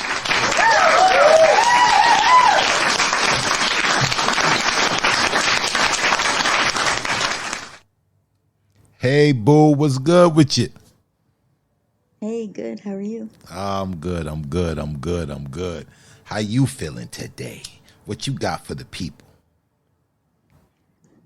I feel all right. And I wanted to say your poems were incredible. Thank you, Boo. Appreciate you. Thank you, Boo. Okay. Okay. This is called Cavernous. I'm not sure if I read it or not, so I'm just going to read it again. It's like this. Dead flowers subconsciously sprout between the cavernous space of my rib cage, where my disgraced heart resides. Bone china teeth chipped and cracked, no longer the shelter for defunct dreams. Bathed in drops of my red blood, vines without green leaves, my insomnolent psyche now openly weeps. Born from the absolute ugliness within, my foreboding visions feel biblical. Amidst dry weeds and torn ligaments, annuals left to question our existence. These lacerated lungs serve no purpose. Deflated like ornaments gathering dust, extreme atmospheric pressure manifests. Apprehension from behind dilapidated skin as I recall my lover's make-believe menageries. There's something about you that buries itself in my chest, growing its roots somewhere deep inside, blossoming, tangling around my veins, wrapping its vines around my bones, and spreading its pollen through my bloodstream with every gentle heartbeat. Adoration turned into a mirage of nothingness. Retribution is famished yet true, and it sprouts deceit planted in toxic bullshit. But I can't taste the fruits now, no rhyme, no rhythm. I carry you everywhere, no cadence. Unabashed, my words tangled like branches, and here I lay, on unkept bushes. Now we stand in this garden of rotting poetry lines. I collect patches of venomous verse and pluck them out day by day. Mold grows beneath my fingernails, flowers blossom in my lungs, and petals blooming from my throat that bear your name. I can no longer breathe. I can no longer reach for the distant dream of loving you. End poem.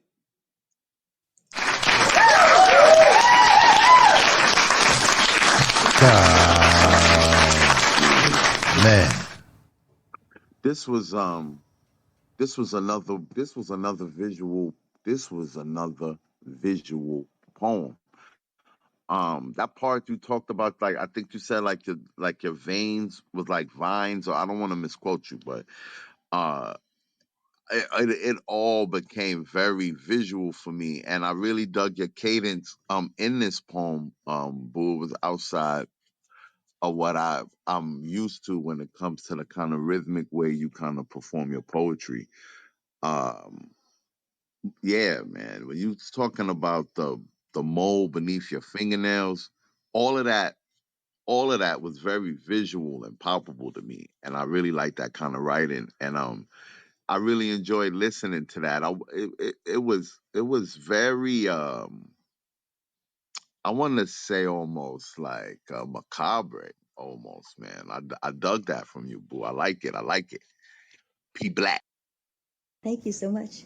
oh man, oh man. This right here was absolutely beautiful. It was absolutely beautiful, man. It was very lucid. You said lacerated lungs. Lacerated lungs, very descriptive. You said I carry you everywhere, no cadence. Damn. You know, when I love those type of poems that kind of delve into love, you know, in an unorthodox way, you know. I love you. You're the air I breathe. You're my everything. You know, we've heard all of those before. You know what I'm saying? The lacerated lungs and the, you know the pain and anguish, the give and take of love, and all this was described in this poem, and it was absolutely beautiful.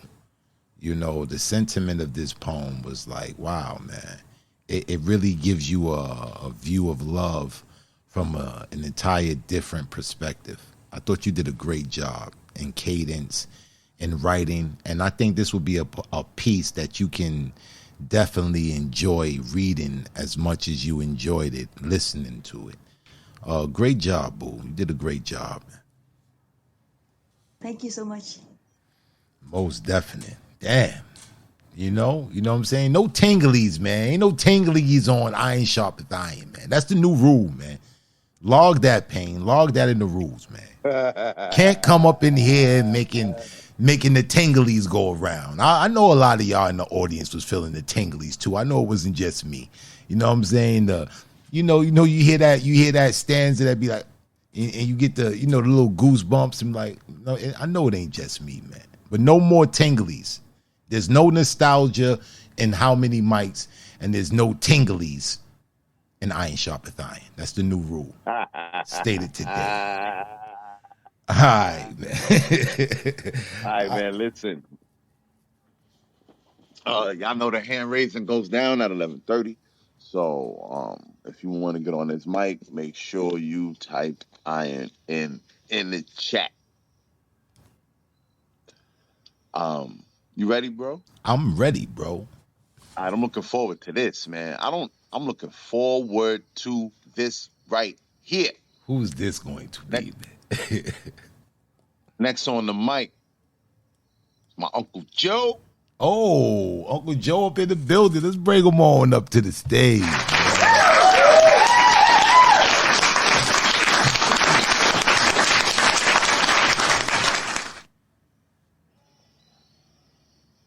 What's going on, Uncle Joe? Hey, what's up, Brother Payne? What's up, Renee Payne, man? What's Man, going on? Payne Black, what's happening, man? What's what's good, bro? good with you, bro?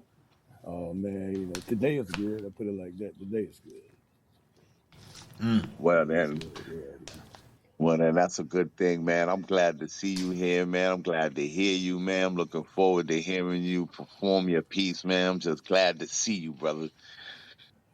Yeah, man, well, I know the house is packed. I ain't gonna hold it up. I'll get on right into it, y'all. All right, brother. The mic is yours. Okay. Back where I came from, there was no slack where I came from. By saying something so insanely dumb. What the fuck's on your mind, son? What place can erase a history of hate when you only wanted to bind them? Brown men, you borrowed their women. I'm trying to be kind here. We see too many reminders from our time here. Back to where I came from, you ask. I came from poverty, you ask. I came from a time when it was a policy to bother me. Shopping in stores where they constantly follow me. If I don't like the taste, I'm not going to keep on swallowing. Dollar men, removing the funds from your pocket men. Rocket men, leveling the structures you wallow in. If we leave, who's going to be left to stock it, man? So drop it then. Perpetually talking about a place where we've never been, except being poor. I've been there before, being broke, being the brunt of off-color jokes. What does that mean? You people, you folks, you still view us in yokes. You hope we go back to them long, ragged ropes. You're still hanging us on the obvious, forget about a slope. After all those steeple people supposedly save your soul. Aye, has the truth ever been told? Sold to the highest bidder, whose hold still holds that trigger, legally easing me back into a time of high hold silver.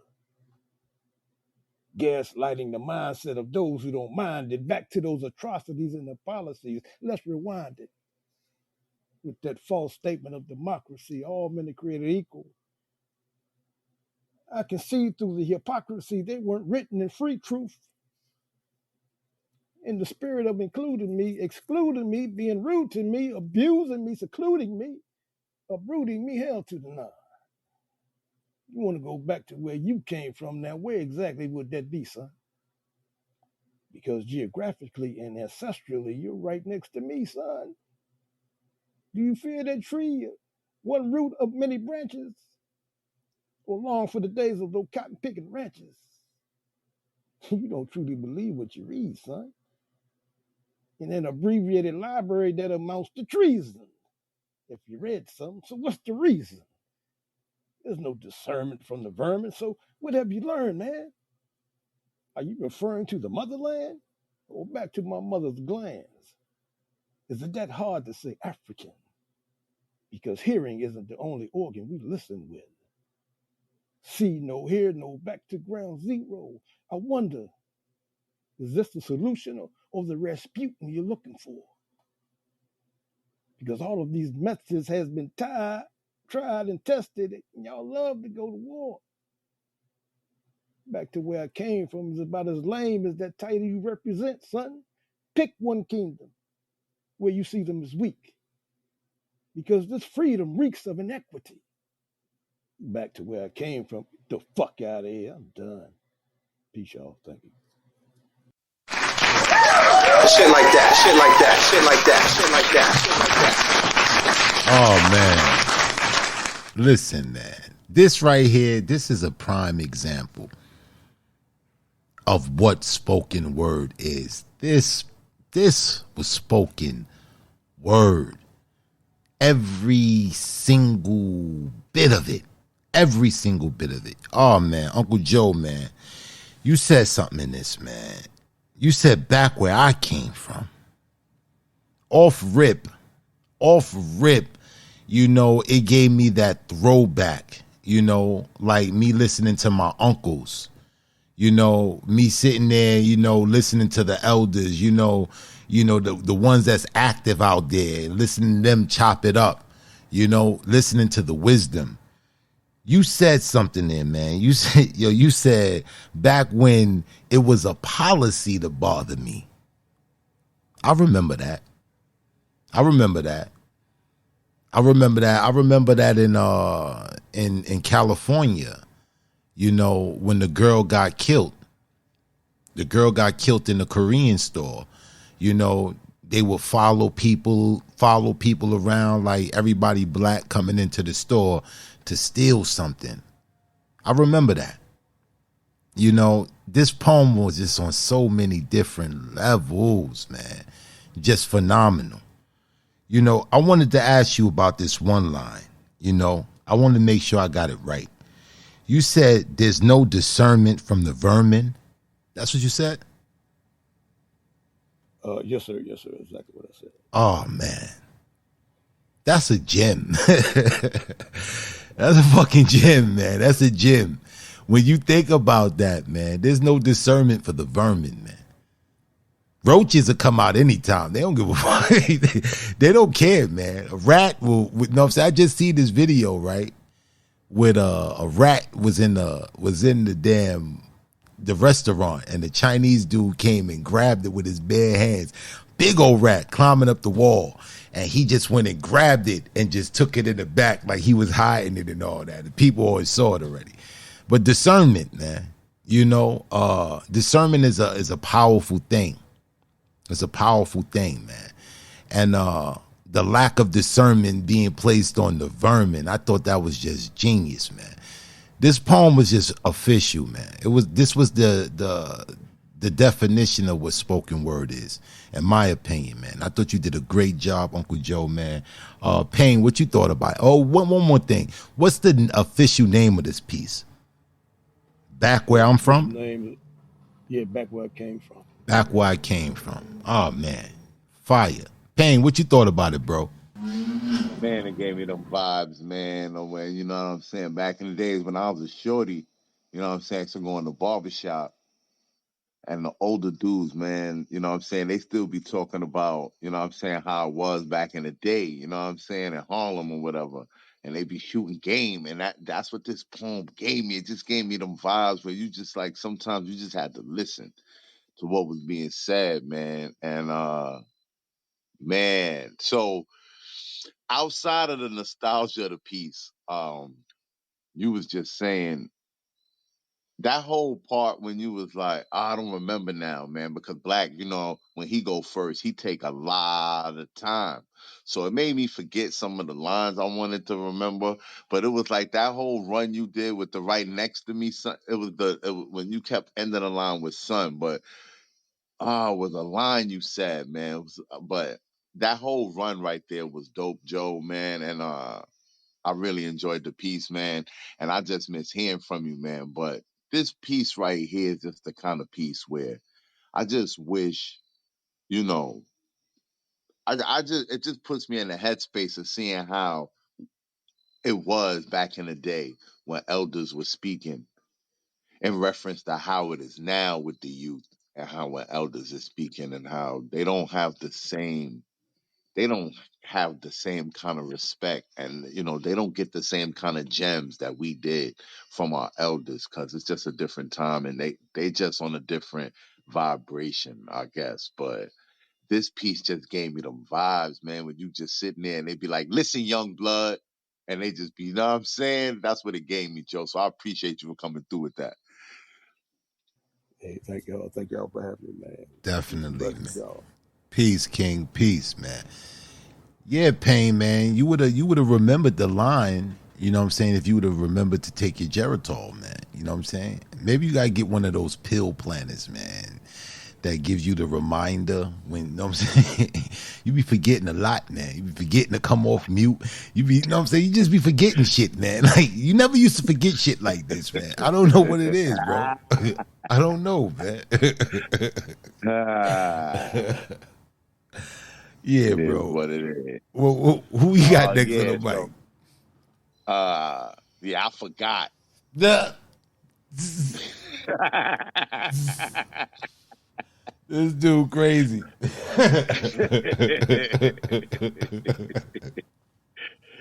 Next on the mic is my time. Oh, come on, bring the queen on up to the stage.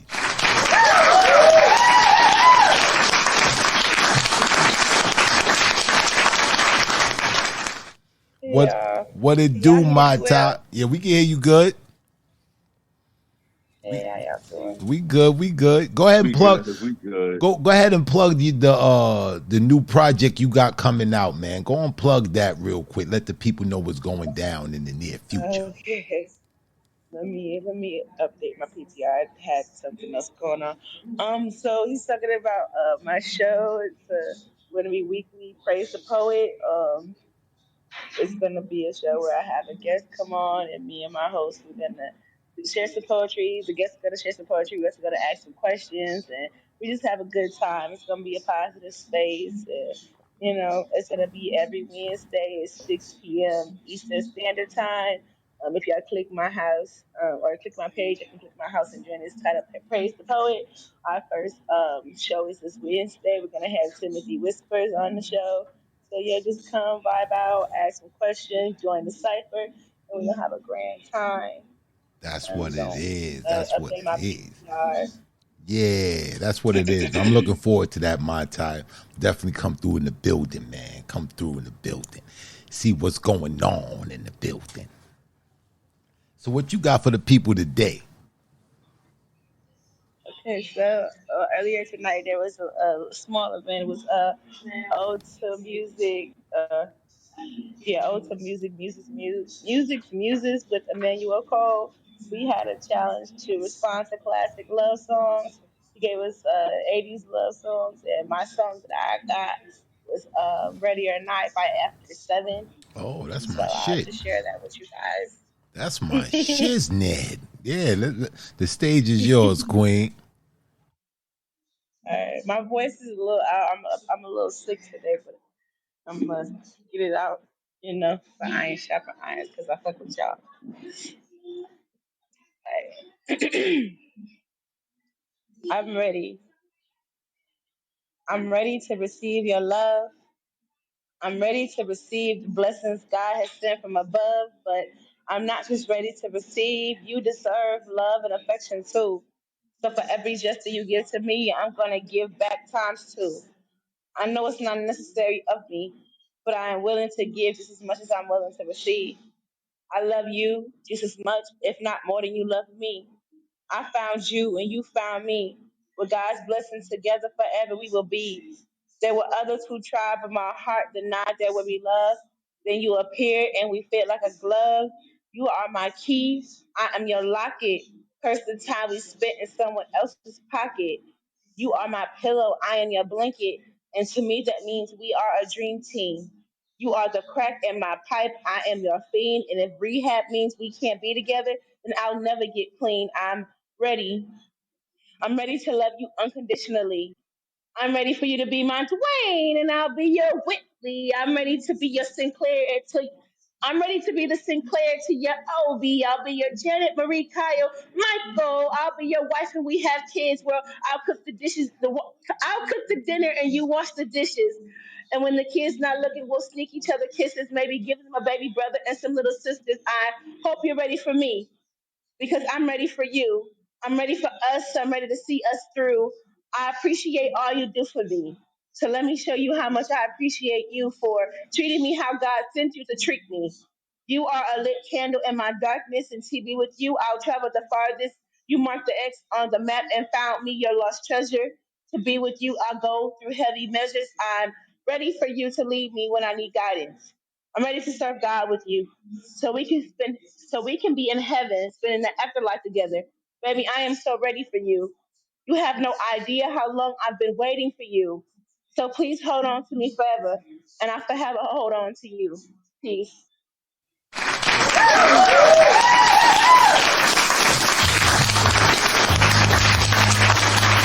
Yeah, my What's time. happening right now? Yeah. That was in the zone. I was in the zone, man. I was in the zone, man. She put me in the zone, man. That was nostalgia right there, man. That was dope, man. I really dug it. I'm hearing the song. And I'm hearing the response. That was fire, man. That was fire, my tie. That was fire, man. What you thought about it, Payne? I enjoyed her delivery of the piece. When she was like, "I'll be your Dwayne and your Whitley." I like the animation that you brought to the piece. And I appreciated you coming through sharing that with us, Marta. That joint was fire, man. And y'all definitely check out Wednesday. I'm gonna be in the building. Check out Wednesday. My Ty gonna be over there with Praise the Poet. Dope platform. We gonna go check that out and see what is popping. You know what I'm saying? Definitely. Thanks, my Ty, for coming through, bringing that joint. That was dope. That was nostalgia. I was in my nostalgia. You know what I'm saying? You know, ain't nothing wrong with nostalgia, Pain. You know what I'm saying? No, R&B through Z. You know what I'm saying? You know, R&B through Z. We know you know hip hop, bro. We know you know hip hop. But I know R&B. I know R&B, man. I know R&B.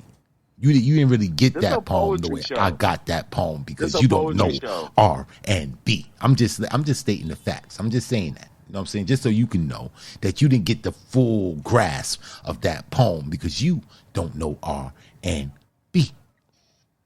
Oh, just saying. I got it now. I understand. Just saying. Okay. Just saying. All right, who we got next to the mic, bro? It's 9 minutes left, man. 9 minutes left until we shut down the chat with the iron in the chat. So don't wait too long because Payne, he gets cranky. He gets cranky. Wow. I'm just saying that else we'll be here to 3 a.m. still. You know what I'm saying? Yeah, make sure you put the word iron in the chat. Listen, don't put a picture of iron. But if you put a picture of iron, I gonna get mad at you or nothing. I'm not gonna try to disrespect me or anything. Next on the mic. Next on the mic is Candy Baby. Let's bring Candy Baby on up to the stage.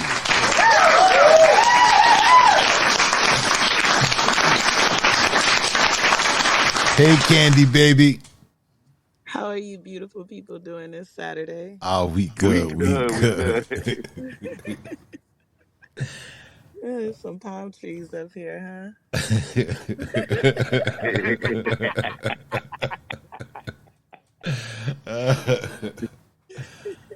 uh, what you got for the people tonight, Candy baby? huh? I am gonna do broken lenses. I was gonna do something else, but right now I need a BC powder and a prayer. Please pray for me. Oh Sending God, you prayers and healings, Queen. Jesus. Okay, I'm Indeed. in. Indeed. How can you judge what you have not seen? Eyes view of the world from the lenses of others. I have been transparent about every part of me, yet you project the feelings of flaws pointed through the lenses of gossip and rumors. How can you remain a sheep and cattle that only values what's wrong and right through the eyes of not your own? Let judgment be yours, glory shall follow. Marching to the beat of your own drum creates a rhythm unique to your own Afro beats. Try it. Separate from the masses under the hypnosis of the master. Cut strings, walk free, free think. Crescendos of glass mirrors don't seem to be admired.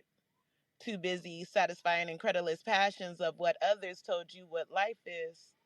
Decimating my character, decimating my character for my ability to outfit standards. Provocatively passing through this world, embracing the best and worst part of my own contributions to society.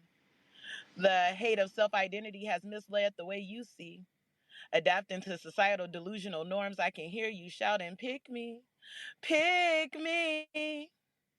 I am conforming to all of life's normalities. I too am a part of the fictionalized propaganda mental health crisis. Her calling bullshit triggers me. She's broken. Let's fix her. Narcissistic traits aren't part of human nature, no matter the time or place. How dare she classify such a thing as the way we all think? Pick me, pick me. She doesn't let emotions control her. Control her movements, and continues to move through this world exuding something we have forgotten. She exudes confidence, strength. It's supposed to be diagnosed PTSD. She said we can all agree everyone has dealt with grief.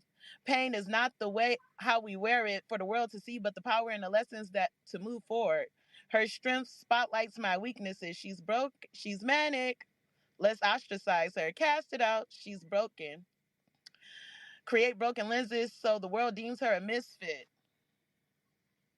Just the way the majority classified her. She's broken, outed, broken projection, broken accountability, broken views, broken cycles, broken life cycles. We're all broken in some way or another. It's not how we wear it, it's the power that comes from it and how we move forward. Still, they see me from broken lenses. We keep, they keep broken lenses. Candy baby. Shit like that, shit like that, shit like that, shit like that, shit like that. That piece was powerful, Candy baby. It's powerful piece, powerful sentiment. Talking about people making assumptions or following, you know. Phil Valentine said something one time. He said, what do a sheep do all day? Look in the ass of another sheep. Unfortunately, you got people that's like that, man. You know, hold fast to your truths. You know, be your own individual. You know, I love that sentiment. You know, stand up on your own too. Judge people by how they interact with you. You know, my grandmama used to say, you know, same dog bring you a bone would take a bone. You know, same dog to bring you a bone would take a bone. You know, so that was dope, man. I really dug that sentiment of that poem, and I really felt and resonated with it. Payne, what you thought about it? Yeah, Candy Baby, I like this poem a lot, a lot, a lot. Your writing in this poem I thought was great. And it was just a lot of lines. I was like, whenever I can't like I don't have enough time to write the lines because there's so much back to back to back. Um, I don't know if you said this was a new piece, but I just know that this piece is only going to get better as you get more familiar with it and you kind of nail how you want to deliver it. But I like the pick me part. It's just this was a performance piece. I could easily see you performing this piece on stage. This is definitely a performance piece. You could really do a lot with this poem on stage.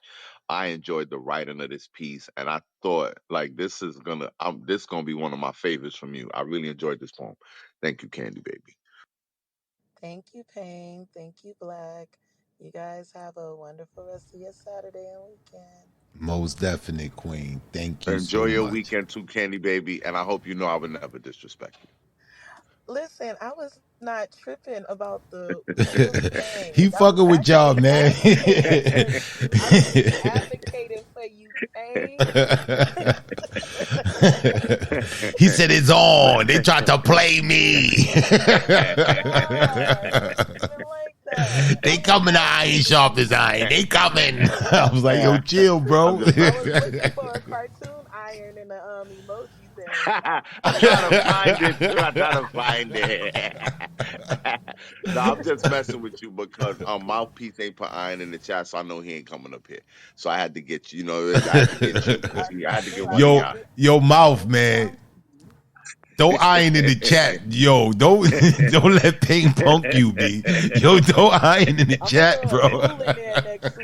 I'm gonna throw a tool, a hammer or something. So y'all know what it is. Y'all see that hammer. Thank you, Candy Baby, for coming through. I appreciate you, and thank you for sharing that piece. I really, really did enjoy that poem. Definitely. Oh man, you crazy, man. Oh man, mouthpiece, man. Make sure you put that into the chat, man. Oh man, he trying to get the people closest to you. He ain't coming up here. He ain't coming up here. He said, Mouthpiece low. He ain't "You saying nothing in the hiding?" chat. He ain't saying nothing. He low. Oh man, that's funny. He know you, my bro. Who we got next, Yeah. bro? Next on the mic, Compo in the building. It's the voice of the Compo. Oh, let's go, man. I ain't hear my sister in a minute, man. Bring Ghana on up to the stage. Let's go, man. Ladies and gentlemen, Yom the Monko. Compo in the building. What's good? What's good, bros? How y'all doing? I'm good. I am good. Yeah, What's we good with miss you, you over Queen? here, sis. We miss you. We Yeah, miss it's been you a over here at Iron Sharpens Iron. had to get my head together. These clubhouse streets different. Yeah, I feel you, Queen. You already know. I know. Yeah, you went over there to what was that? What that was Mouthpiece joint. They did that joint over there, right? Wasn't it Mouthpiece joint? You just did a collab on Mouthpiece joint. Yo, that was yo, man. fire. Yo. I was like, That what the was fuck? I was like, yo, fire. what's this? You know what I'm saying? That shit was fire. That was fire. That shit was fire. That was fire. Yeah, man. What's good with you, Thank G? you. What's good with you? Not much. I'm ready to get to this poem. Hopefully y'all with a little lengthy poem, but Let's I'm gonna go. get into it. Let's go. Ain't no time limit on the compo. Let's get it. Yo, give the Compo the introduction she deserved, bro. Coming to the stage.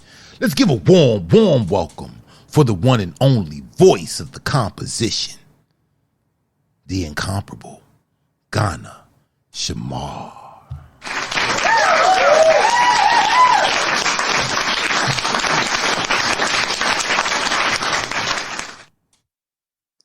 I take a breath when my heart hangs heavy as an anchor. I take a breath with lips, 'cause my soul. I take a breath when lips cause my soul to spark. I take a breath when the past becomes domestic abuser banging on every part of me locked away that could shatter. I take a breath to be tortured as a doormat wet with scrape away fun. I accept the damage of history. I look to the sky of blue and say, I'm blessed. Dust off my sneakers and walk into where the party's at. I dance into the disco lights seduce. I dance into my sweat tap dances. I dance until my smile takes control. I dance until liquor is my saliva drooling from my chin.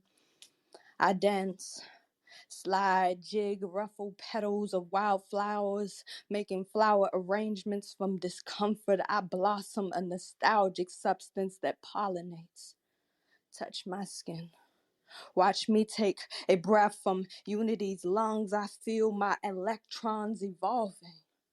My light beam obnoxiously shines without explosion. I know this darkness be most noticeable when the specks are plentiful, beautiful how it scatters, announcing its presence like a tally mark made from another lesson. The party is over and light has consumed a familiar darkened galaxy of orbs and vibrations. Chest pains subside after that very bumpy ride of celebration. Releasing the aching pain takes patience. I can't give up on my body. It is the audience I wish to make proud when I bend for my own good reasons. Love is caught between my teeth, dangling past my chocolate grin. It is this moment of warmth showering me with praise. I take a breath when I dream of my destiny's flavor. I take a breath when my angel wings sprout thorns as I stretch. I take a breath when I open my eyes and regret my halo's presence. I take a breath when I consume revel vitamin water. I am thirsty. I'm hungry always. My mind deliberately gets obese. My ego is a humble queen known for ramaging. I'm shivering revolution. These raindrops pucker upon my shoulders as I meditate. Grace be my incense. I make home wherever my heart beats fast. This testimony be my morning breath. I yawn and my tongue swipes legacy. Today, I took a breath again. Thankful my ugly shows up in the mirror like glitter. Thankful oil painted residue all over my nutritious flesh. Thankful I protect my laughter from villains of peace. I take a breath. I embrace my bosom like courage. I take a breath, holding onto hums inside of restlessness. I take a breath. I'm alive inside this voice of guardian. I take a breath because my angels know my faith be hidden language within my soul's tapestries. I take a breath, half awake, caressing my chakras. I take a breath, blanketed by my wholeness. I take a breath, and I am no longer exhausted by this dance of life. I fall asleep, tucked between eyelids with pink poster visions of my future greatness. I made it to another day, breathing oxygen, power lines, and Wi-Fi. This is exactly why I've survived, inhaling music notes of universe, adjusting to the rhythm and beat of this day-to-day orchestra. I take a breath. Yonder Mongo, Mongo. Shit like that, shit like that, shit like that. Yonder Mongo, Mongo. Oh, gee, man. You're a fucking poet, man. You got a poet. That was Thank you, bro. I Yeah, didn't that's even because want to I take had a a second. I didn't even want to take a second to try to focus on too many lines because the way Facts. you flowed the piece, it was just like it really was like listening to you take a breath, and the way it flowed, it was like it just everything. It was a flow. It was a flow, man. And shit, man. You said you said a lot of shit, man. My ego, a humble queen. Yo, what was the name of this piece? what is the name of this piece? Um, I don't have a name for it. I take a 12. breath. I take a breath. I take a breath. Yeah, man, nominated, man, nominated. Go. I This take shit a was breath. Yeah. this was epic poetry, man, and this is the kind of This is the kind of poetry that poets are fans of. When you're a poet, you understand what that was. Like that was master class poetry, G. I loved it, man. Fucking dope shit. Go ahead. Yeah, I agree with you 100%, bro. I thought this was this shit was just masterful. We all know G can write. You know, I don't think people get exposed to the depth of her pen. Like, she got many different facets, man. Many different facets. She can go erotic. She can go, soulful. She can go what she just did right here and just go deep and just fuck your head up. Like, I agree with you, man. It was just too many lines to write down. If I would have wrote anything down, I thought it would just take from the listening experience. This was masterful. This was just absolutely masterful, man. And the refrain to keep coming back, I take a breath, I take a breath. But throughout the piece, you're steadily working. You're constantly working. You're constantly working. You got to remind yourself to take a breath. Take a breath. And I thought it was brilliant. I thought it was absolutely brilliant, man. There's a reason why you're combo. There's a reason why. If they didn't know any questions why, this poem would settle it. Phenomenal, G. Phenomenal. No bullshit. Phenomenal. Word. Damn, that shit just... Yo, bro, I ain't even gonna lie, man. Like, I went to go write something, and then I was like, nah, I'm just gonna put the pen down. Let this joint just sit. Like...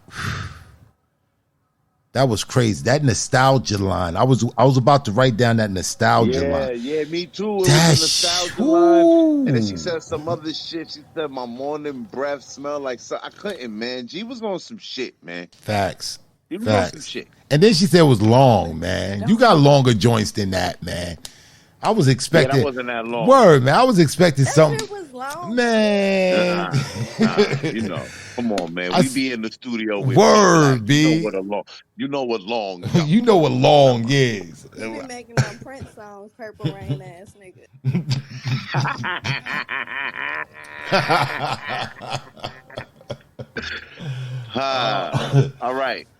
All right, G, man. We love you, man. We gotta put, you know what I'm saying? We gotta keep this show moving. Oh, That's man. nominated. That's nominated. I take a breath. Yeah, it is. Yeah, that's nominated. It is. All okay, right, she's still here. She is. All right, so listen. That's it. If you didn't put iron in the chat. Ho. Oh, all right. You saying that's it for the putting iron in the chat. I thought you saying that was it, the last person, because I know I seen some. No. All right, my bad. No more irons in the chat. That's it. That's it. We see you next Saturday. If you didn't put iron in the chat, you got to hold that till next Saturday. All right, but next on the mic, we got Lady Crucible. Oh, let's bring up Lady Crucible.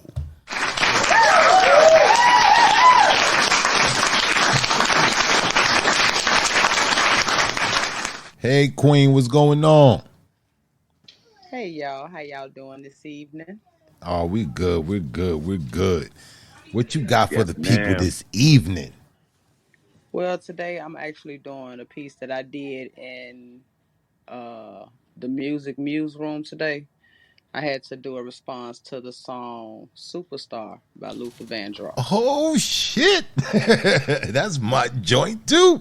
Yeah, y'all got to bear with me. This is the first time I've ever written somewhat of a love piece, so y'all kind of bear with me on this. All right, we got you. My voice ain't all that great, but I'm going to give it my all. We got you. Mike is yours.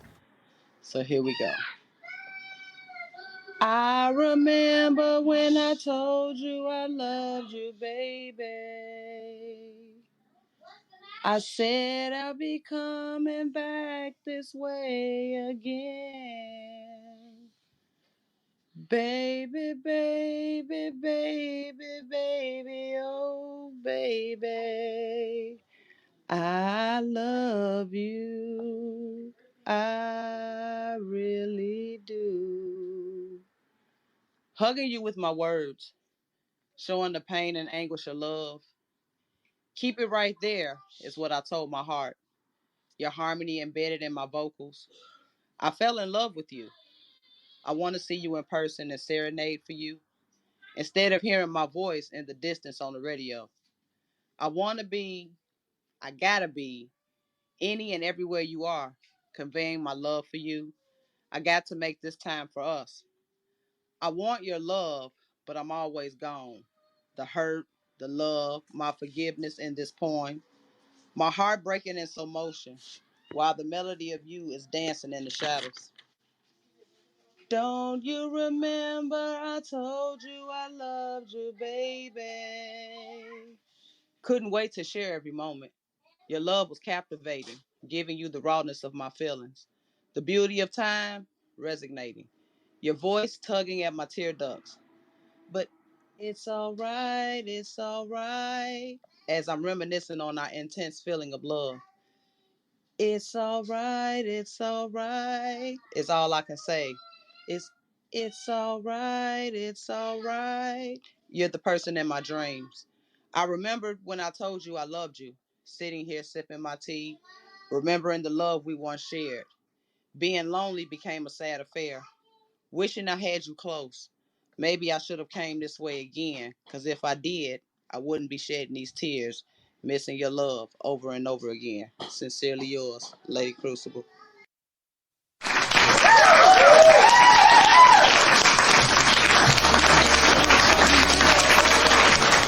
Fire. Yeah, Lady Crucible. Okay.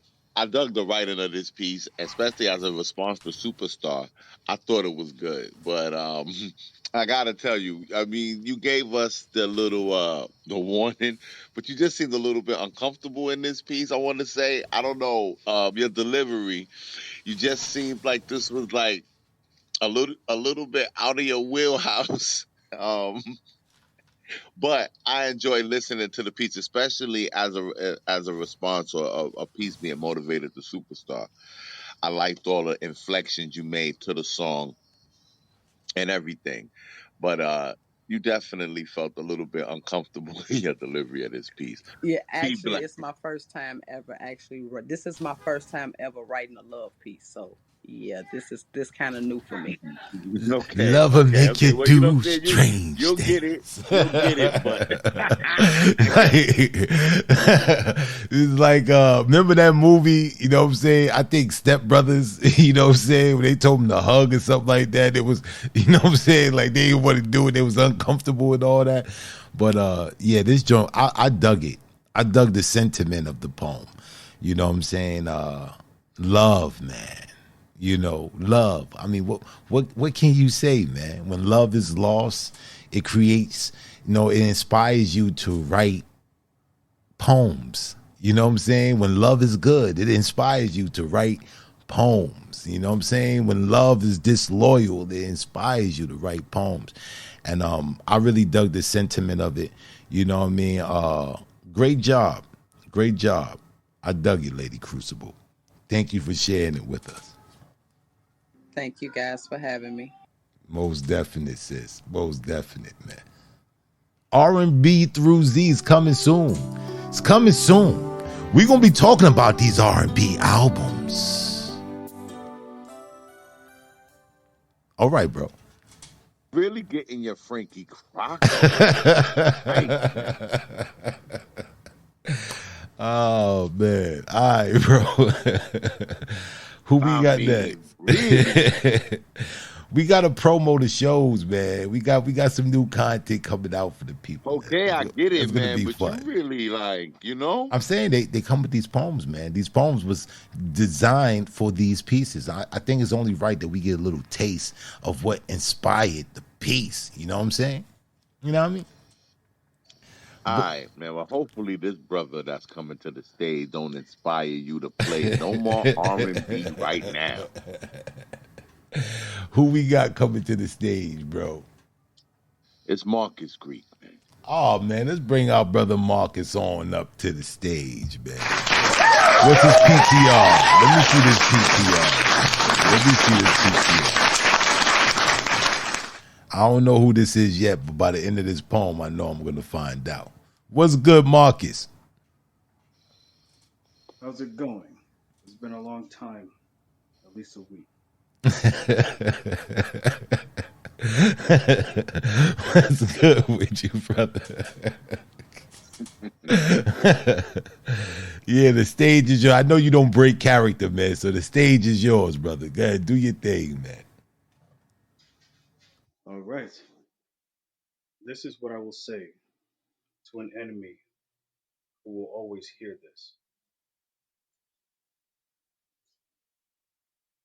For everything that you say and do, there is nothing that I cannot win. There is everything in my power that I see. But you decide to make yourself see more when you're very much of less. You take things that you cannot grow. You speak of things that you cannot create, as well as you just talk about things that you know you've never done, but yet you take credit for things that you know will break you even if you tried. You decided that. Everything that comes is not just a phenomenon for nothing. Sure, you believe in science. Sure, you can say there isn't anything out there. But you looking at me, well, I am the one that you should be fearing because I bring what people do not understand, and I can also create the things that people will need to see. And you say there is no such thing. You say green is only for chopping and making money, sacrificing. Every day you do it with everything. You've decided that.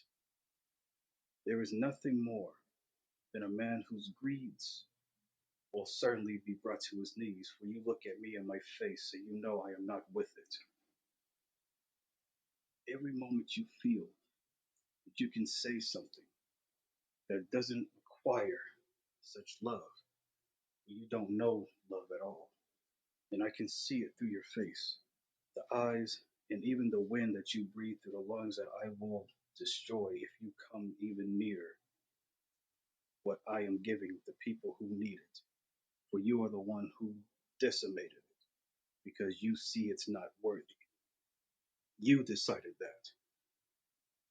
I have too much to gain.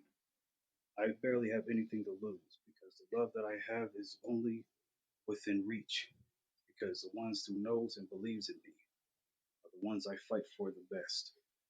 But you have no heart. You have nothing to say about things that are phenomenal because you still disbelieve. You decided that. That everything that comes here without much. But you know what? I am the greatest and I will always be the greatest. For the ones who know me, who knows my power and who knows what I can bring them, that makes their skin ever radiant. But what you do is poison. What you do is diminishing, is unplenished, unclean, unwilled.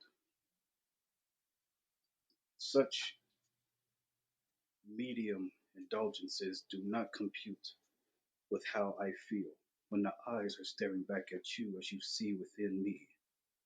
You've decided that. Mess to gain, mess to play with. But I'll tell you this, I am something you do not want to try to play. Because play is one game I can definitely beat you at because you're not even worth much of a match for me. You play with things that you have no idea of the game plan. You talk of things that you did not do, that you can't even plot, even if you want to. And for this, I tell you this now. There are many powerful demons, but only one shines himself with the title of the devil. And there are many gods, but only one or two are the ones who are above them all. And for your face that you still don't believe, but I will make you from the eyes that you're looking into. Is the exalted man, and the armor I carry is the one that's given to me by the great ones. And great axe Rita, the divine weapon that I carry with such pride. You will know me as the lion sin, Escanor.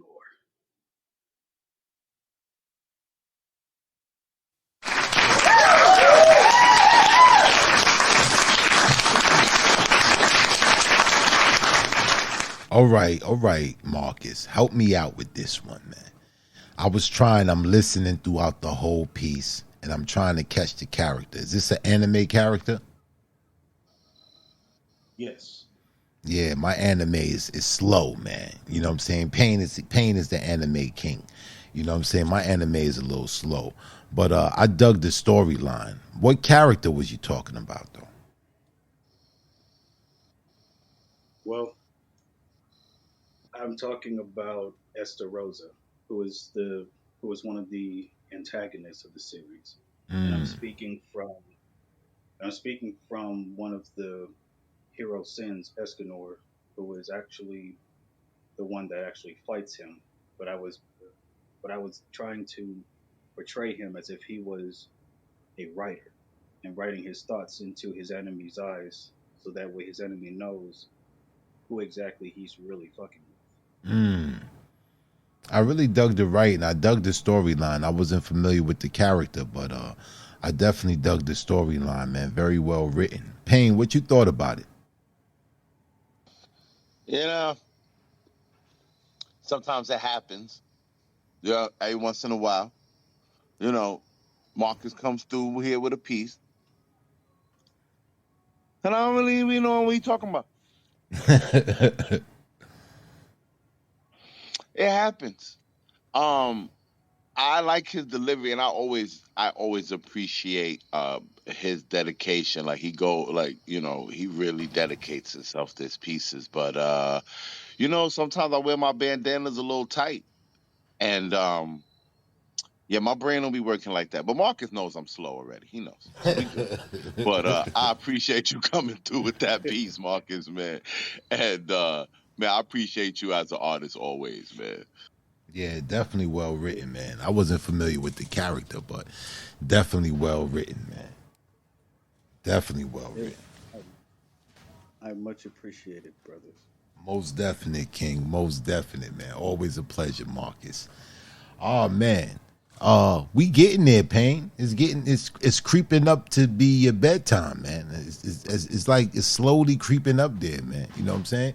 How many we got left? Man, look, I don't be counting, man, because all I ask people to do is put iron in the chat. I don't, you know, I don't, I don't count them. But let me see who's next. Yeah,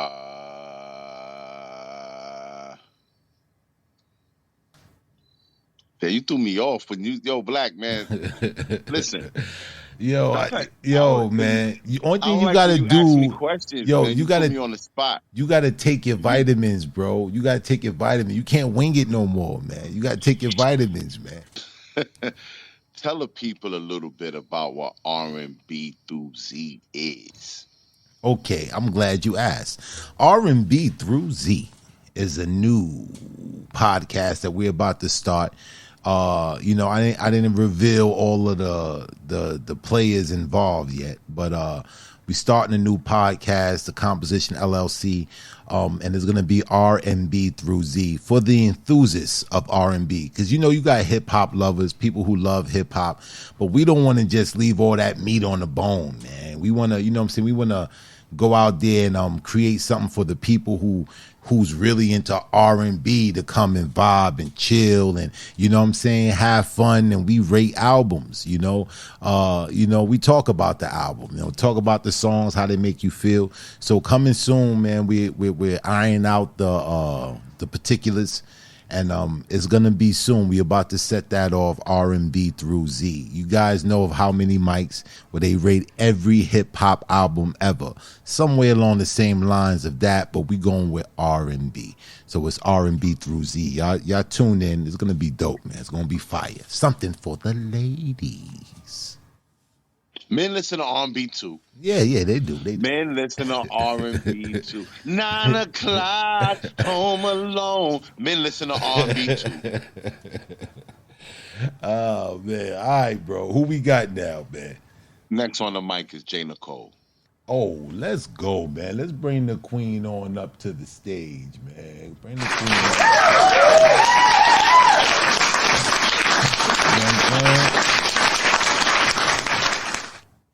bring J. Nicole on up to the stage. Where Brooklyn at? Where Brooklyn at? Where Brooklyn at? Where Brooklyn at? What's good, J. Nicole? What's good with you, Queen?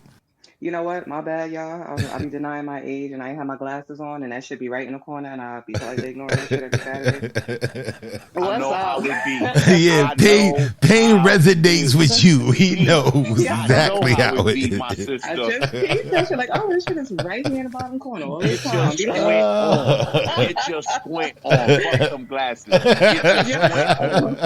but that's a problem, though. I've been saying fuck them glasses since like 91. You know what I mean? We catching up to us. What's up, though, fellas? How y'all doing? What's Peace, good power, with It's what's all you? going right, sis. on? We blind, but we cute. It's all right. Hell yeah. Hell yeah. We still gonna make it. Oh, and Pain, Lion's name will change your life. With the memory and shit, like the fogginess and everything. Yeah, man. Put my brother on to that Lions, man. He don't be Lion's name knowing stuff about with all that, man. Put him that is Jay on, beautiful, man. Nicole, fellas. Jay At the Nicole, same you could have time. back channel that. Don't do that in front of P Black Oh again. my I know bad, my y'all bad. from Brooklyn and My all that, bad. but you could have back channeled me that. You know what I'm feeling? You know what I'm My saying? bad. My bad. My Oh bad, my homie. I know for next time. God. Where Brooklyn at, baby? Let's go. What's good with you, Queen? What you got today? I got two options for y'all. Do y'all want to hear a little kind of lovey-dovey shit, but with a twist because it's me, or just some real shit? Because I had a situation at this job, and I was like, yo, if I don't ray, I'm gonna punch somebody in the throat. Yeah, some Yeah, real I want to shit. hear that. Yeah, I I want to hear want the to hear real the shit. real Yeah, shit. real Yeah, shit. yeah, yeah. Definitely. Let's get it. Alright, alright, that this is called yeah, I didn't really name it, but oh, I love to laugh. I bugging I did name it. It's called I love to laugh. This is growth. The old me would have tapped on the shoulder, bold, direct approach, and inquired if there was a problem she liked to discuss, which I'm sure 9 out of 10 times would have led to fisticuffs. But that was Nicole 20 something odd years ago.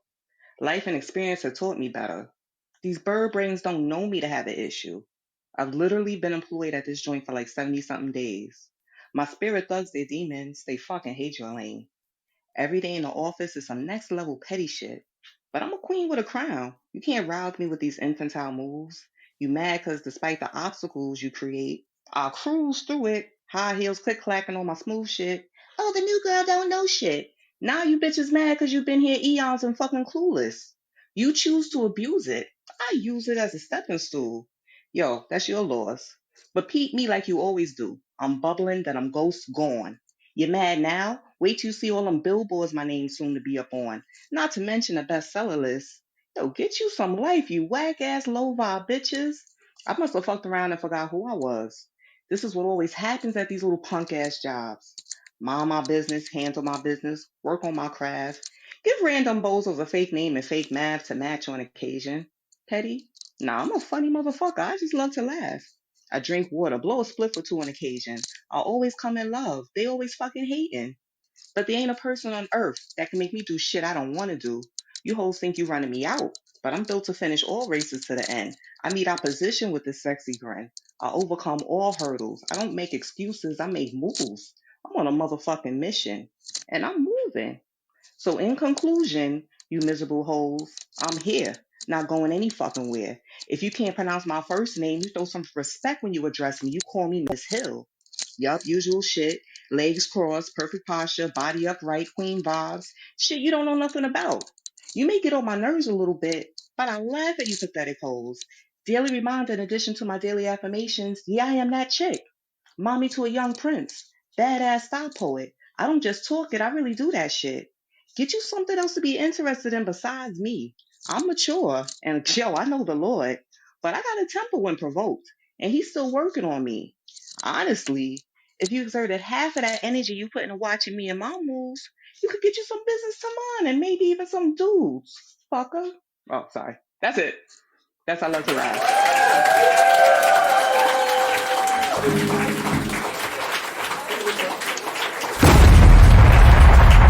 Yeah, man. This piece right here though, like I ain't even gonna hold you. I resonate with this shit right here. The woosah. Sometimes you gotta take the woosah. Yo, I was about to slap the shit Yes. out of plenty of people on jobs at one point. Like for real, man. Like I don't know, man. Like sometimes it's crazy when you on a gig, especially when you're new. You know what I'm saying? Like I'm a Yes. chef, man. I'm a chef. So when you come into a new restaurant, you know what I'm saying, and you the new phenom, you know, everybody digging you and all that, you're gonna have the chefs that's there, you know, the saltier, the you know what I'm saying, garmager. They may be looking at you with the side eye because you getting all of the shine and all that. You know, and you know, sometimes you gotta regulate, man. You know what I'm saying? You don't want to do Yes. that. You like, yo, come on, this is a professional setting, but sometimes people would try you. I remember this one time, right? I was at this restaurant, and it was he was the head. Well, he was higher than me. He wasn't the head chef, but he was higher than me. He would be considered the sous chef. You know what I'm saying? So he was definitely higher than me, and he used to be hating because the boss used to see me doing my thing, and you know he's bringing me through the ranks. So this dude one time he had to make some sweet potato pies. So I'm watching him make the pies. I'm watching him, his version of sweet potato pies. I'm watching him, and I see this dude take the vanilla. He took the vanilla. I ain't talking about no cheap vanilla. I'm talking about this is industrial shit. This shit costs about like $200 a bottle, you know? And it was about like a quarter of the bottle left. And he just dumped it in the mixture. Like, you know what I'm saying? And you could tell somebody trying to stunt, like, oh, yeah, I got this. He trying to eyeball. You can't eyeball bacon. You can't eyeball bacon. You know what I'm saying? You got to be a little bit more precise. So anyway, he trying to stunt, and his pies came out mad dark because of the vanilla. The potency of the vanilla, it turned the color of the pies, and it came out dark. So they looked like they was burnt, but they wasn't done. You know what I'm saying? Put too much sugar, put too much vanilla, trying to stunt. You know what I'm saying? And he made himself like an asshole. But I'm on the job and all that. And this dude used to always mess with me, man. He used to always have a problem with something I'm doing. So I resonated with that poem. You know, you trying to hold your head. You trying to do what you got to do, provide for your family. And you always got a knucklehead trying to push your buttons, man. I've been there, man. I've been there. I've held my hand back plenty of times, Queen. Dope piece. What you thought about it, Payne? Man, oh man, you don't know. I was over here pumping my. I I'm know you going was, through that bro. shit right now. Oh. I think it's in an Onyx record. He said, "Take my heart out my chest and put it right into a rhyme." That's what you did, man. It was like, yo, she wrote this poem for me, yo. This dude called me I'm on his going through lunch this break. I shit. know. I done talk him off the ledge plenty of times. That's why I know this is facts. I'm going through this shit in real time. So I can't even express to you how much this poem resonated with me, man.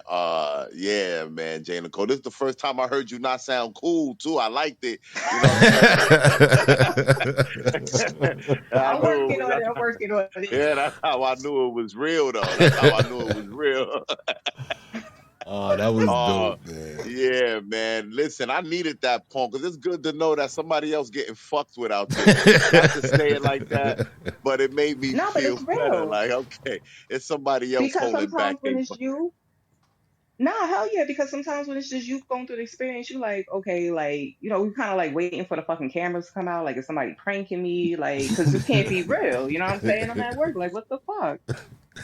Right, Oh man, right. So I really, really want you to know I appreciate this piece, man. Thank you, Jane Nicole, for coming through and sharing that with us.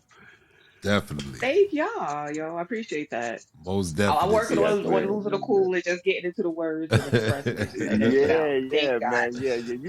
You good here. You can let your hair down over here. You good at Iron Yeah, Sharp. it's all fam. It's all love, man. We get sharp out. We get sharp over here, man. It's all love, man. Oh Word man. on.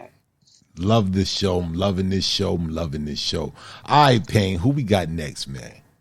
All Okay, right. next on the mic is Monique C. All right. Let's bring the queen on up to the stage.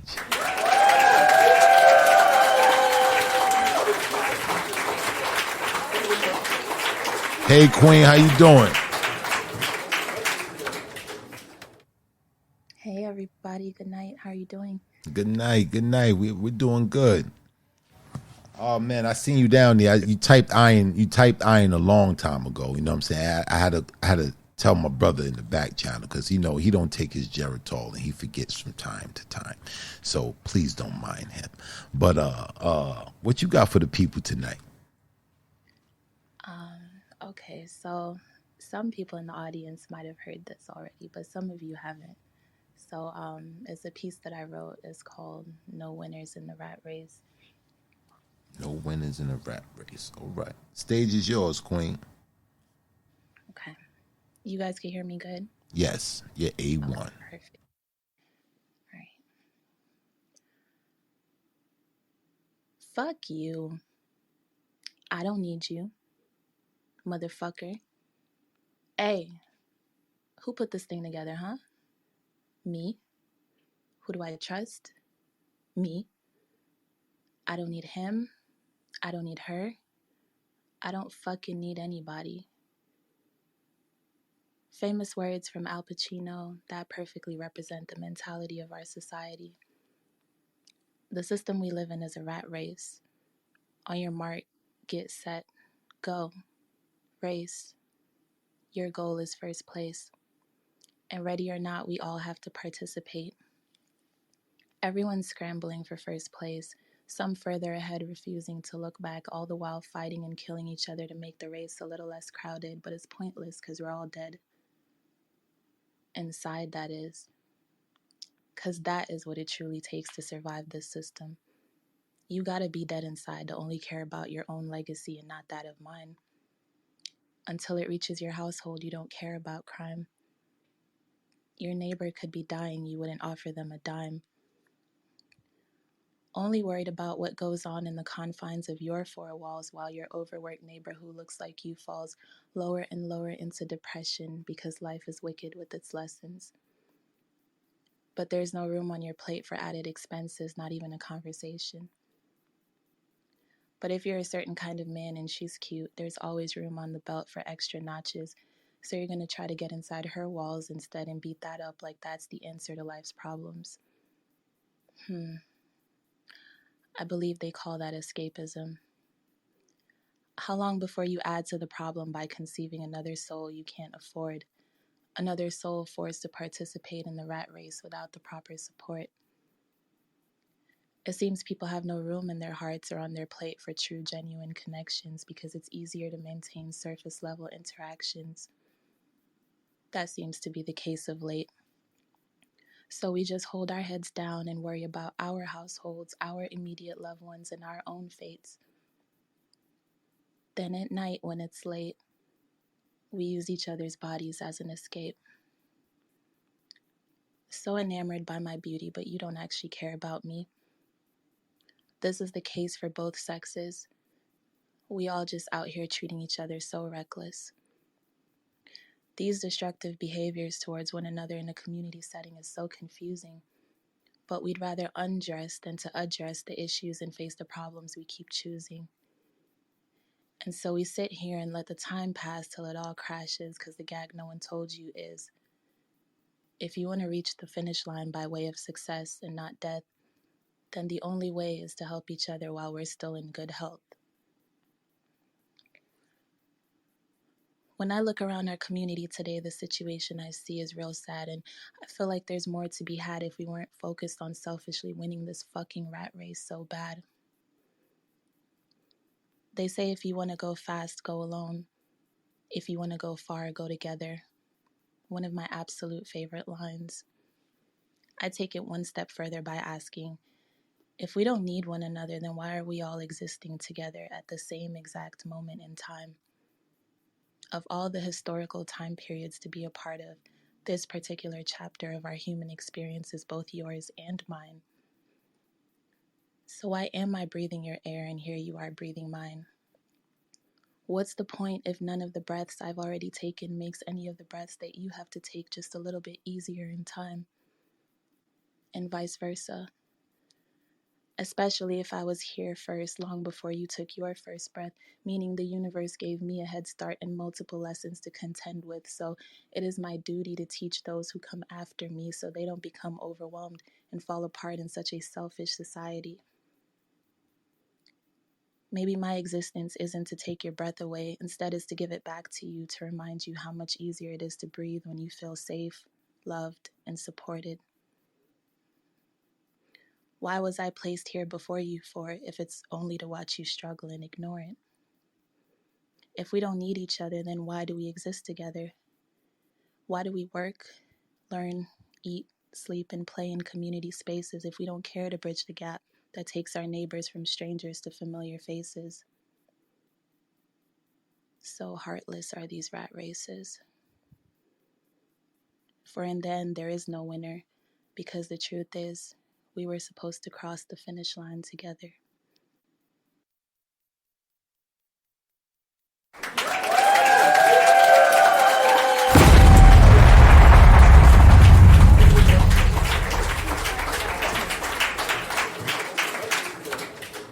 Wow. You get another bomb for that one. Oh my goodness, man.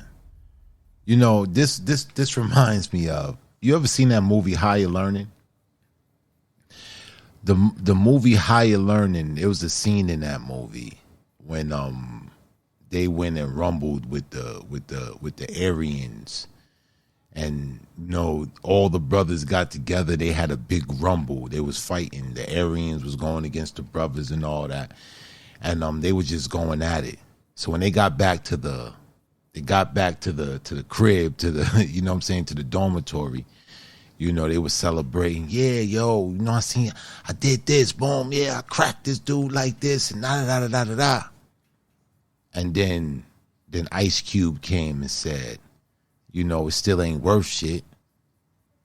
You know, he put a damper on that celebration with a stillness, with a seriousness, and that's what I got from this poem. This poem right here, you know, the sentiment behind it was just so necessary that it just everything else didn't matter. You know, I wanted to hear your next words. The heaviness of this, man. The admonishment, you know, the warnings of the perils to come if we don't do something. And I really dug the way you delivered this. No animation. Dead serious, dead, you know, like this is a serious matter. No traces of jokes and games because this is serious. And I really got that from this poem. I thought you did an amazing job, you know, with the content and also the delivery. Great job, Queen. Great job. What you thought about it, Payne?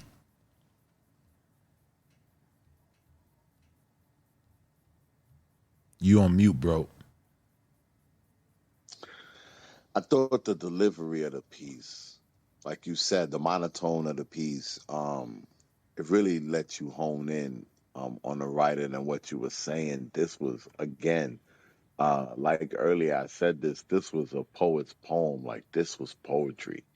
And just from just from listening, you know, aside from what you was talking about, this is just a great listen.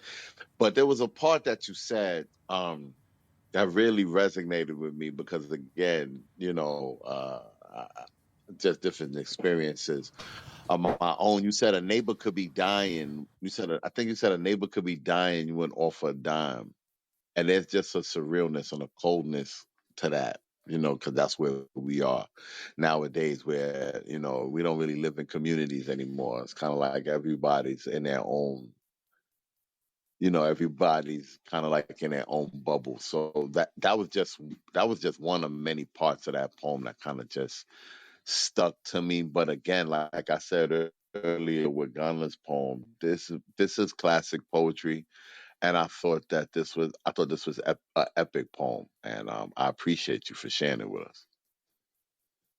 Thank you guys so much for all the love. I appreciate it, and I'm glad you get it. You know, if you know, you know. So thank you for having me. Thank you. Definitely, Queen. Definitely. Powerful piece. No winners in the rat race. That's getting nominated too, man. I'm gonna try to, yo, this is one of those nights where the whole entire show, you know what I'm saying, repped the title. You know, it's like, you know what I'm saying, you be hard pressed to find one No poem. filler bars. We ain't have no filler. Yeah, it was no fillers. It was no fillers, man. Like everybody came with it. Everybody came with it, man. This is one of them shows where it's hard. Like who's gonna, you know what I'm saying? What we gonna name this show? It's so many different candidates, man. But that was just fire right there, man. And the delivery was everything on that one, Bang. I think the delivery, man, it really Yeah. nailed the sentiment. The way she delivered it. No games, no animation. Like, this is serious. You know, I felt like this was an address. You know what I'm saying? The president about to come on and they telling us aliens touch down and, you know what I'm saying, grab your guns and shit. Like, this is serious. Ain't no jokes and games right now. I really appreciated that. All right, who we got who next on the mic, bro? I But know this it's is it, winding man. up. This is closing us out. This is taking us home. This is the finale. The This is it. finale? The This is the last finale? poet to touch our mic tonight. The last one. The That's right. last. So sad to see it And I end. say this, and I say this poet's name with no disrespect. Who is this? Mouthpiece. Oh, that's what I'm talking about. That's my bro right there, man. Bring Mouthpiece on up to the stage. Let's go.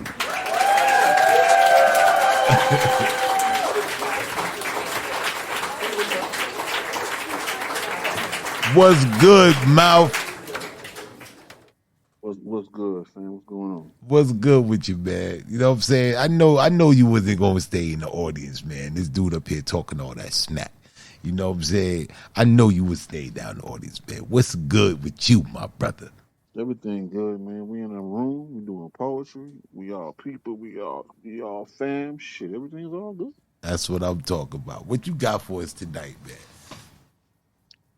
Um, it was a prompt from Russell's room from earlier, and this shit I hate word prompts, man. It's not my strong suit. You know what I mean?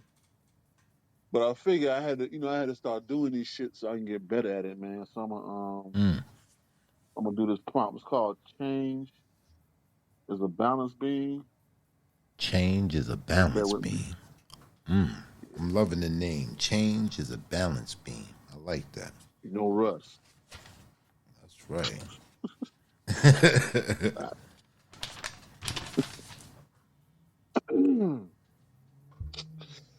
Man, fuck. This change that I'm managing is past challenging. I'm traveling down a path, gambling the present with my past still in my grasp, handling the same issues this time that I dealt with the last time I felt this. If I didn't change, then it would be to my detriment.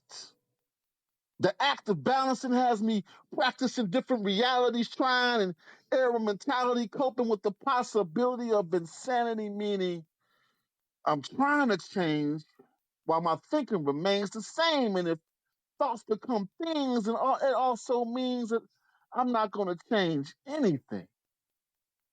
Back and forth swing, feeling the sting of the pendulum. This pain that it brings is the reminder why the caged bird sings. I believe it reminds her of a kinder time.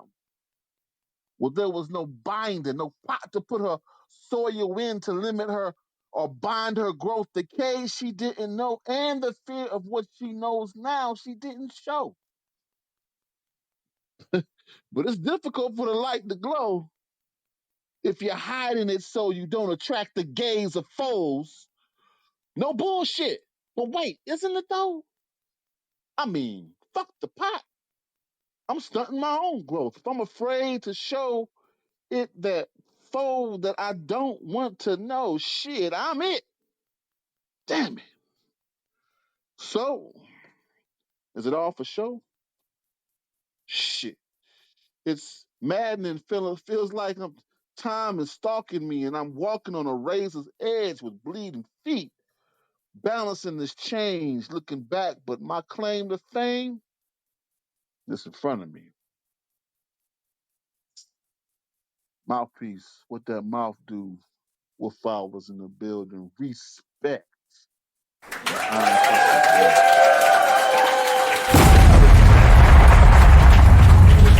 fucking This was fire. This was fire. This was fire, mouth. This was fire, man. This reminds me of a tale that I heard one time. I forgot where I heard it from, but I think it probably was an album or something. It was a story. It was like this guy. He would stay in the pool hall. He would stay in the pool hall, and these kids would play the video games. The kids would play the video games, so he would sit and watch these kids play the video games. Watch them. So no matter what, the kids would lose. They would run out of quarters. They would run out of quarters, so they would have to, lose their turn. So you had the kids that used to come with big bags of quarters. Big bags of quarters. They say they're going to be on the game all day, but eventually they would run out too, and they had to go get change or get more quarters, So he would see this day in and day out, day in and day out. And then he said, lo and behold, one day, this one kid, he comes into the arcade and he got another kid with him. He said this kid came in, he didn't have a lot of kind features to him, People looked at him crazy and all that, but, he said he brought a kid with him. So when he got on the game, what he would do, he would send the kid that he brought with him to go get more quarters. So he would play the game for hours, play the game. And every time he would get to the end of his game, he would send his friend, yo, go get some more quarters. So he would play the game till he finished playing. So then the guy said, there it was, lo and behold. He said, it hit me. He said, the one, this was just so profound. He said, the individual who becomes successful is the individual who comes with change. And I'm sitting there listening to this prompt. Change is a balance beam. Change. In Arabic, the word for change is sarf. Sarf. When you're dealing with grammar, Arabic grammar, the way the words change, the way they change from different reflections or different tenses, it's called sarf. It's the study of sarf, the way things change. This was a profound prompt, and I thought that you sunk your teeth in this. You really sunk your teeth in this, mouthpiece. I thought you had a lot of deep runs in this. And I love the way you approached it, man. Great job, man. I thought you did a great job. What you thought about it, Payne? Appreciate it. Yeah, I was in that room and I couldn't in the moment I couldn't get my mind around any of those prompts. So I kind of just fell back, man. But what you did, that was dope, man. And it was kind of perspective altering when you think about it. Black man with them buttons, bro. Like for real, bro. It was it was perspective altering, man. And yeah, man. Your delivery of the piece and just it was just a thought provoking thing and thought inspiring thing, man. So I appreciate you coming through with that piece. Hey, appreciate it, bro. Yeah, man, that was a dope piece, man. That was a dope piece. What are you talking about the buttons? I don't know. I hear sounds, man. You can hear sounds? Yeah. I thought your hearing was going, man. I didn't know, man. Wow. Oh, everybody up here did. All right. I'm being disrespected. All right. Hey yo, mouthpiece, man. That was a dope piece, man. That was a dope piece, man. I love the way you Thank you. approached I that appreciate joint. That that, was man. fire, King. No bullshit. Appreciate No bullshit. Yeah, man. So that's it, man. Ain't no more, man. Nah, man, that's it, man. Mouthpiece took us home, bro.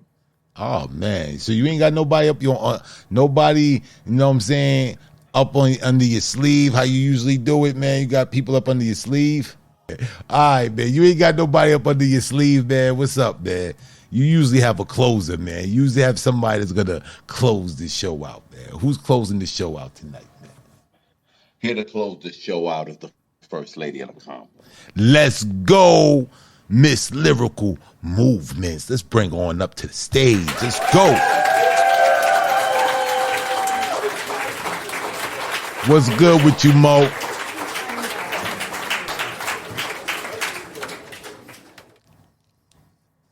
Can you hear me okay? Yep. Yo, I ain't even gonna lie. I just what they call that when you pantomize what they, you know what I'm saying? How you sing the song, you lip sync. You said, "Can you hear me okay?" I swear I just did the whole joint. I knew that was gonna be your first words.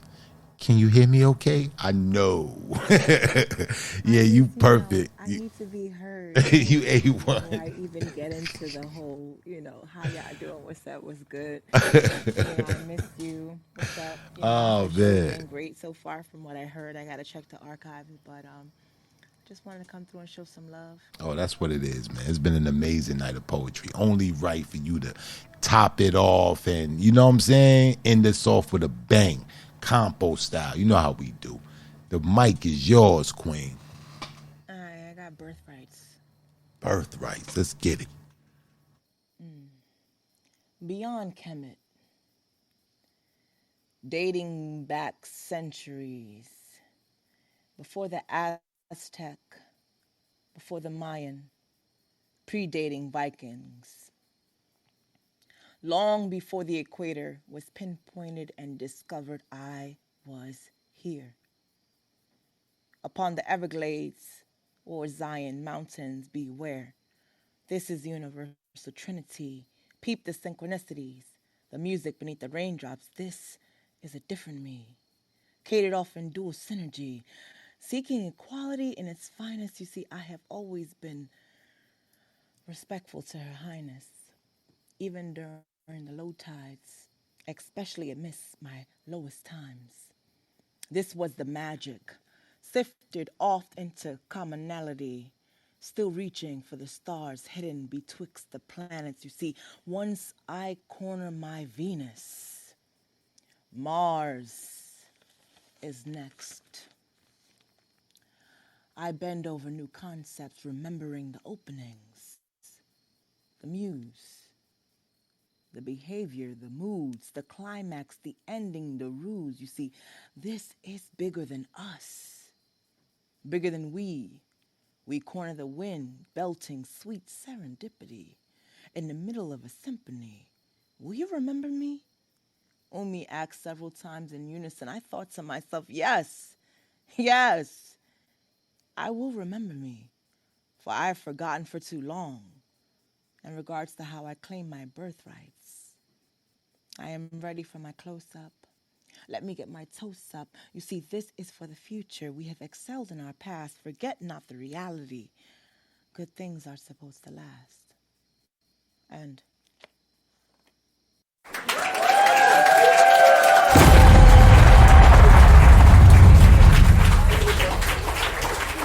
Dope.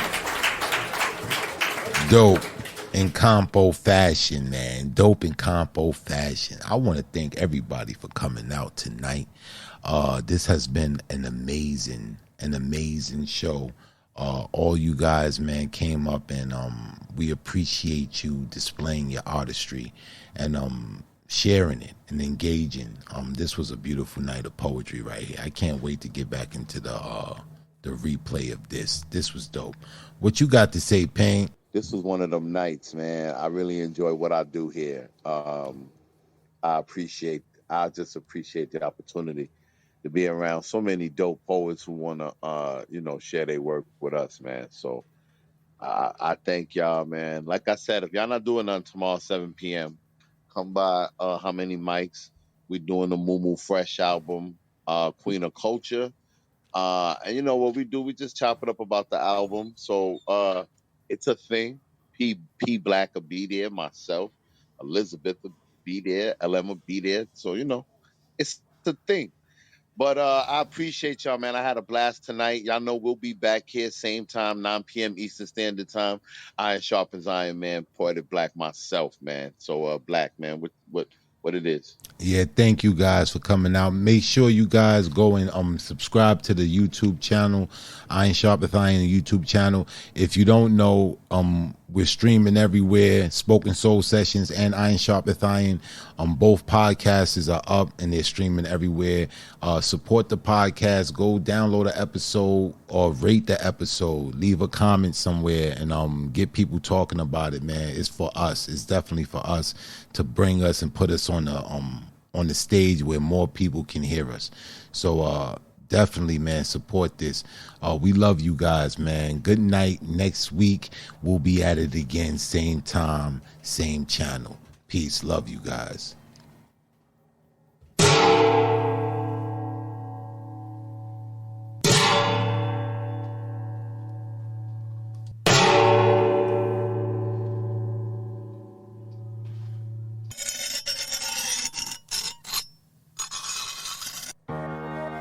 As iron sharpens iron, so one man sharpens another.